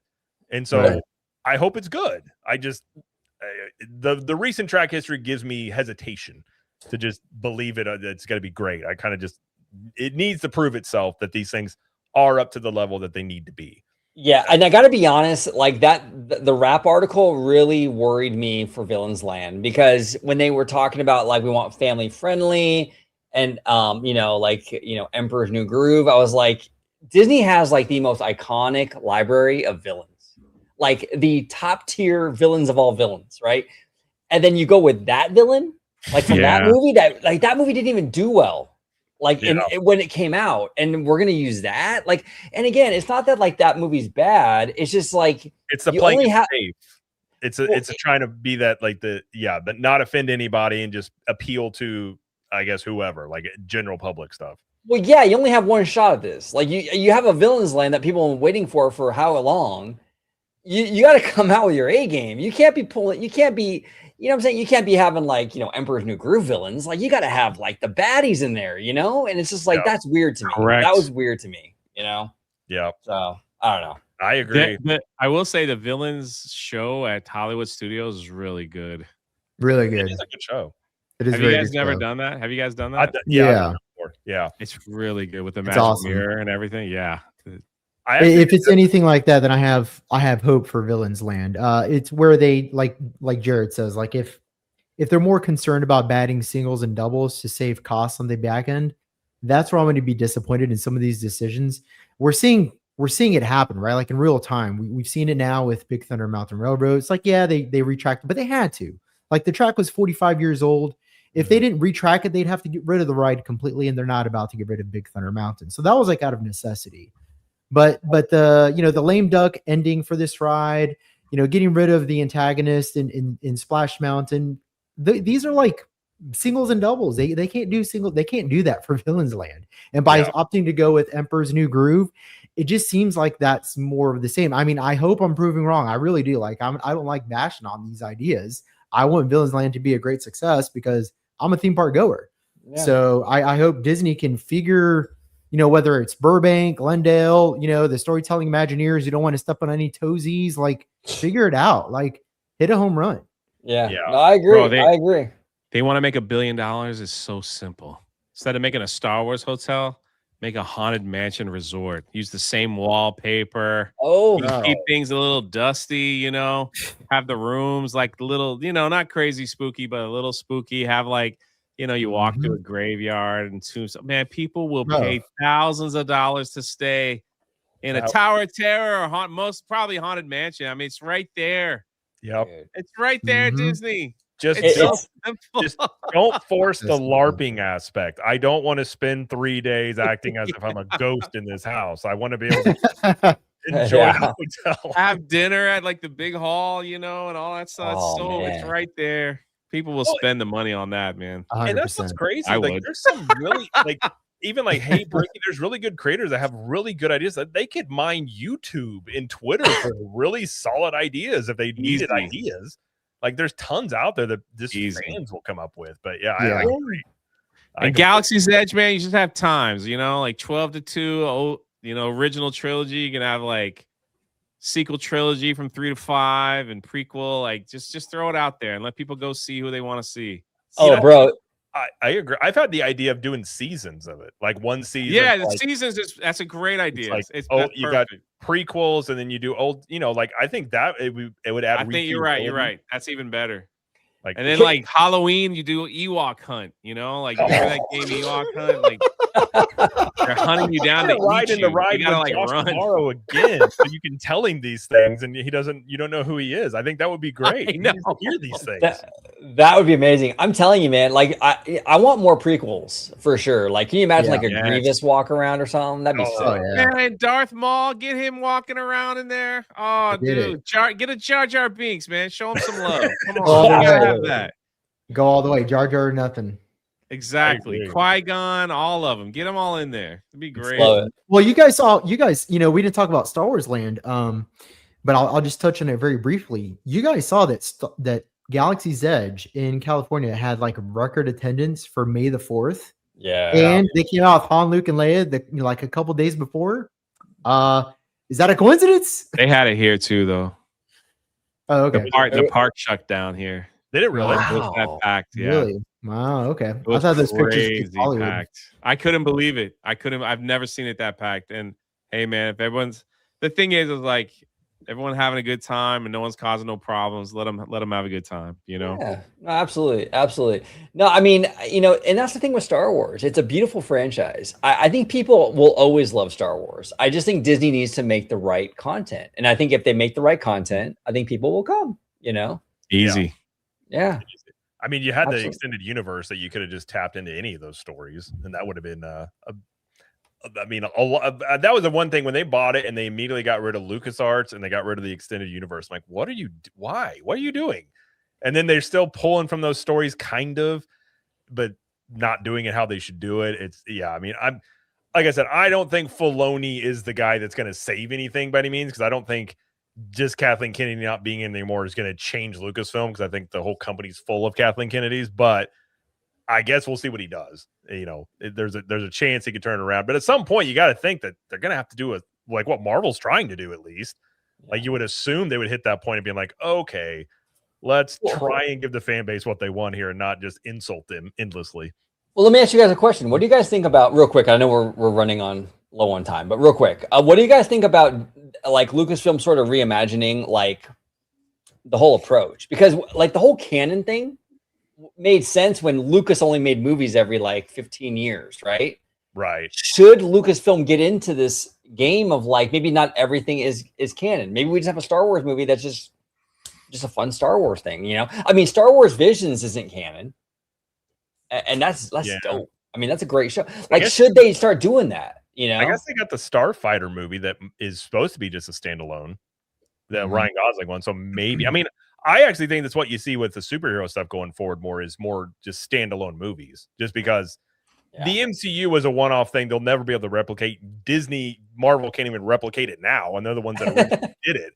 So I think it's you'll see a lot more like just maybe trilogies or something of a single thing. But I mean, I think at this point, you just got to have something that hits. And they had something with Mandalorian, and then that's kind of tailed off. But it's like, if you can get something that hits, you excite the fan base, use that momentum. But it's just the stuff lately. Like, I'm not going to claim to be the biggest Star Wars fan, but I remember I watched like 10 minutes of The Acolyte, and I was like, I can't do this. Oh, no, it stinks. In my opinion, I hate it.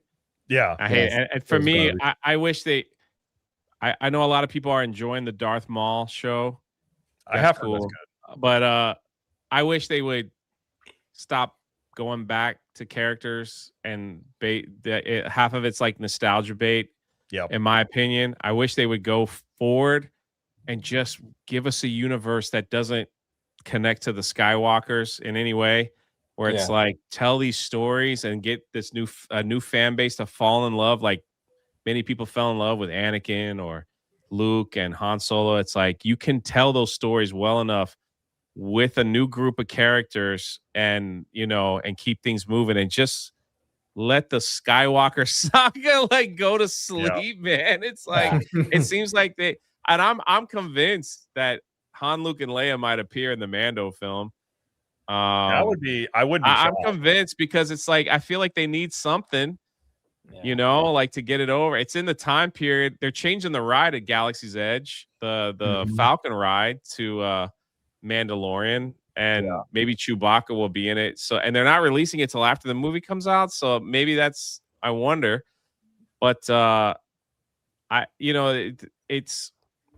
wish they would just move forward. I think the Mandalorian had a great thing like going, but it seems like they hook it back into like nostalgia stuff at times, and it's like they don't trust the storytelling to stand on its own. That's what I'm saying. Yeah. It's like the Book of Boba Fett comes out, and it's like, oh man, they got to give you like 2 episodes without Boba Fett with Luke and Mando and all. And it's like nowhere too. It was like the whole thing. I remember watching that. And I was like, what do we do? Is the whole thing was just a little weird, you know? Yeah. So I'm like, just hit the button, you know, go 10,000 years in the future and like start over with like some amazing characters that we've never heard of and tell your story. Jay, you got a really good point. It's like they're so non-committal about it. They're doing original characters or going back to them, but they're not doing it well. They're doing new characters, but they're not doing it well. And the reason is because they can't pick a lane, right? Like if you're going to do the OT characters and just lean into the nostalgia bait, then go lean into it and do it all the way. If not, get off the pedal and do something completely different and lean into that. But this inability to be committed and just go, all right, we're just going to do Luke Skywalker stories for the next 5 years. Well, and that's risky because when you have like this is the trap they fall into with the live action remakes, because it's nostalgia bait, but then that's also the gift and the curse, because then people hold it to like the nostalgia, like the standard, you know. Yeah. So it's like, you can have Luke in there, but once you add Luke in there, then you're going to be under a microscope even more than you would usually, right? Correct. And I really hope, you know, how do you guys think the Mandalorian and Grogu movie is going to do? If I look at it objectively, it should have came out like maybe 2 years ago at the peak of like Grogu's, you know, at his peak. I think a lot of people would jump to it. My fear is I hope that movie is not a big commercial to sell Baby Yoda. I keep calling it Baby Yoda. Sorry, to keep selling Baby Yoda merch. Like, here, get Grogu now in his armor and get him in his new basket and get him with his new friends and get him with like, I hope they don't do that. I'm not, who knows? It could be a banger or it could be, yeah, they should have just put this on Disney Plus. I don't know. Yeah. I mean, the projections aren't great. Thus far, I think it's tracking lower than Solo. That's why I was like, I think if it came out of maybe 2 years, like, I feel like we've stretched this thing out a little far. But I do know, like, Dave Filoni's making, I believe he's bringing all these characters to a head, Ahsoka, Mandalorian, and all of them to fight Thrawn in, you know, however that story line gets told. So if this, I guess we're heading to I guess he's like the Thanos of the Star Wars, you know, and like they're doing all these little stories and then they'll come together for the Avengers to take him on. So if this movie would have came out right after season 2, where Luke comes in there and does the whole thing, that was and people would have jumped. Absolutely, that would have been the peak of it. And yeah, I agree. I mean, I'm curious as this movie, how it performs probably is going to be an indicator for them which way they kind of go. Because if this doesn't do good, let's say it doesn't even make, I don't know, maybe it makes 400, 500 million. They're gonna. I mean, that's going to be a very obvious thing that like. The fan base is not there for this. You got to do something different. That's why I think when Starfighter comes out and it's like a whole new type of story, even though it takes place after Rey, it's like if that does really well, then maybe they could just kind of go that direction, you know? Yeah. It's kind of like, that's the thing. It's kind of like what Marvel is doing now. So Marvel had the whole Kang thing that was going to do, right? Marvel comes out. They kind of close the book on Thanos. They do a couple movies here in the Spider-Man movie and all that, Into the Spider, like all that. They did all that stuff. And then they're like, all right, Kang is now going to be the big bad guy. They showed him in the series, you know, the Loki series. And then, of course, we know what happened with the actor and all that stuff. And now they're like, all right, things ain't going well. Nobody's watching our stuff anymore. Let's bring everybody back. Let's bring Robert Downey Jr. back. And now they're like, the Doomsday, they're coming out saying, yeah, this takes place like right after Endgame. So all that other stuff you watched, we'll just, it's there. And I hope somebody liked it, but we're going to start here now and move, right? And see how it's going. Marvel's biggest problem was they were making people do homework. And I can't stand that Star Wars did that too. When they opened up Galaxy's Edge, they were like, you want to know about this land? Buy a book. Here, we created a land that no one's heard about, but we got books you could read about Batu. I don't want to read a book. I want some popcorn, man, a churro. I want to see Darth Vader walking past me, you know, some stormtroopers. I don't want to read a book about Batu, right? Yep. You should have called it Tatooine. So it was like, it was just one of those things where it's like, nobody wants to do homework. We just want to be entertained. Well, no, you're right, Jay. And then what that does too is it cuts into your box office, right? Because when you have to do homework, it's like when you have a family that's interested in the movie, but they're like, well, we didn't see the last 2 Disney Plus shows, so we can't watch it yet. Mm-hmm. Yeah. You know? Well, I think that's why they struggle, because it's technically like the 4th season of a Disney Plus show that's had tailing off ratings already, and now you're doing a movie. And it's like, how many? I mean, a lot of people are probably aware of Baby Yoda, even though at this point, I'm so tired of that little green thing. I hear a lot of people say, oh my gosh, I was in it came out at the time my kids were little. I was like, oh, I'll protect that. Now at this point, I'm like, just punt that thing. I'm so tired of it. But I think a lot of it is like they had a unique thing there. That was the best thing they've had probably since they bought Star Wars, was Mandalorian at one point, but. I don't know where they take it. You're probably right, Jay. They probably are going to go that whole Avengers route, wrap up that Thrawn thing at some point. But I agree. They need to go either 1,000 years in the future or in the past. Maybe you do, you could do the Knights of the Old Republic, even though that's been done in video games, but something different that gets you away from these original characters, I think would be good. Well, I agree with you. And if Tones is still in chat, he's a big Game of Thrones guy, but House of the Dragon is a fantastic show.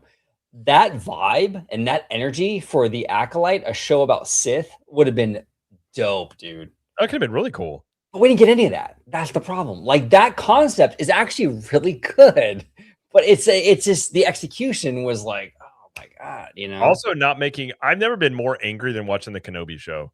I was so angry by them. I finished watching it just because I was like, I'm going to watch it, but I hated what they did in that show. There were some cool moments here and there, but it's just. I remember the part where Obi-Wan goes down, Vader follows him. He's like, Vader's like, have you come here to kill me? He's like, you followed me. Like, what are you talking about? Like, what? Like, and then they fight again. It's just, you're just getting stuff like it messes up.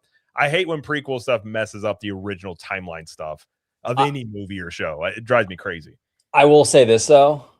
I love the fact that Hayden Christensen is getting the respect he deserves, because he got like treated horribly after the prequels, and people, I actually really like his I don't want to say version of Anakin, because he is Anakin, but like I think he was really good in that role. I think he did a great job, and I'm glad that people are coming around. Like, he gets a huge reception at Celebration now and stuff. I'm like, you know what? Hell yeah, dude. Yeah. And he seemed like a good dude. He does. Yeah. He's having his redemption tour too. Absolutely, man. And I love that, because I thought he was good. And people get on him for his acting, but dude, that's George Lucas. I mean, Natalie Portman is like a seasoned actress, and even her lines were corny as hell. You know, it's just dialogue not Lucas, his strength by any yeah. means. No, you made the prequels to make Revenge of the Sith, and I think Revenge of the Sith is Right. great. Like, that's why you made the prequels, and you know, George was at his I guess you could say nobody was there to tell him no. Kind of, I've heard is some of that stuff, but I agree. I hope Star Wars makes a comeback. I hope all this stuff does, but I don't know if I have. Of course, really, but yeah, but we have another 5 from Cliff Flicks. He says, "I'm all for a villain's land based entirely 100% on Dr. Facilier, Brer Bear, and Brer Fox, and tons of voodoo. That's all I want." Oh man, who wants to tell him? I don't think this is gonna happen, bro. Maybe you can get into a ride with Josh tomorrow and tell him your thoughts. Maybe he'll listen. He listened to Jay. Maybe they'll listen to you. But I don't. Yeah, it only took like 6 years. I like to think he had a notepad. He just kept it in his pocket. Like, one day when I'm in charge, I'm gonna fix this stuff. But maybe that's why I'll bump into him again sometime, like, and he'll go, "You were the one." Just give you that wink in the mouth. You remembered. Yeah, that would be awesome. But all right, well, we've been going over here about 2 hours. I think we're gonna end the stream here. Before we go, just be sure to let everybody know where they can find you gentlemen here. Thank you again, guys, for being on here. It was a lot of fun. Orange Grove 55, thank you as always for being here. Where can everybody find you on here on the interwebs? Yeah, no, it was a lot of fun with you, gentlemen. Jay, great to talk shop with you. Man, yet I again. love being on, man. Thank you. Always a good time. Jose, Jared, thank you so much, guys. Everyone in the chat, appreciate you. You can find me on YouTube, Orange Grove 55, talking theme parks, studio, corporate, all that good stuff. And you can find me on Instagram and X, Orange Grove 55. Yes, sir. And Mr. Theme Park Philosophy, thank you for being here as always. And where can everybody find you? Yeah, thank you very much. Enjoyed this conversation with you, gentlemen. Jay, thanks for joining us, man. It was a good time, dude. It was awesome. Welcome back anytime, whenever you want, dude. But yeah, you can find me on X, or I'm sorry, not X. You can't find me on X. I'm not on there. Wink. You can find me on YouTube at Theme Park Philosophy. You can find me on Instagram at the same thing. That's where I'll be. I'm also on Orange Grove 55 sometimes, and I'm on Theme Park on Capture the Magic. So absolutely, kind of everywhere and nowhere at the same time. But thanks again, everybody, for joining. We'll see you soon. Absolutely. And Jay, thanks for coming on. Had a really good time. I loved it. You're welcome whenever you want to come on here. If you got random thoughts, appreciate it. Absolutely. But where can everybody find you? And if you got anything coming up that you want to promote or anything like that? Yeah, the best place, especially with theme parks, is head over to the channel Park Hoppin' that me and Chris Nova run over there. It's where we do all our theme park news and we have some strong opinions sometimes and not so strong, but we have a good time. You know, at the end of the day, we just want everyone to have a great time and enjoy what they enjoy and love what they love, and never listen to an influencer on how you should enjoy your life. Agreed. What movie you should enjoy or anything like that. You can have discussions, but it's like, what do we know? So, you know, 100%. But that's it. I really appreciate the invite. I don't get to talk too much about this stuff like on a lot of live streams, and so it was great. It was great. Well, it was really good having you. You're more than welcome. And by the way, I know Jay's an author. He's got a couple of books. Go check those out as well. So appreciate it. And I will be in if you didn't know, you guys might not even know I do this. I will be in Oklahoma City in 2 weeks. I work with Hayden Christensen, and I'll be with Iman, the guy who played Ezra Bridger, at GalaxyCon. So that's awesome. and they're managers for the convention, stuff like that. So if you're there, just look for their lines. I'll be around, running around. Awesome. Just say hi. Absolutely. All the Star Wars people. Yeah, that's usually me. Yeah. Awesome stuff. Absolutely. So, and everybody in the chat, thank you guys for hanging out and being here. Greatly appreciate it. Thank you for the super chats. Xvoot, Kiki and Luca with the gift of membership, Remy D, Ill Magic, Cliff Flicks. We got how do I say that? Provost Park Pass? Provost Park Pass. Provost Park Pass. Sorry, I messed that up. And then we also had Ariel Angel as 20 months. So thank you guys for hanging out, being here on the chat, and hope you guys have a great rest of your week. And we will see you guys later. See ya.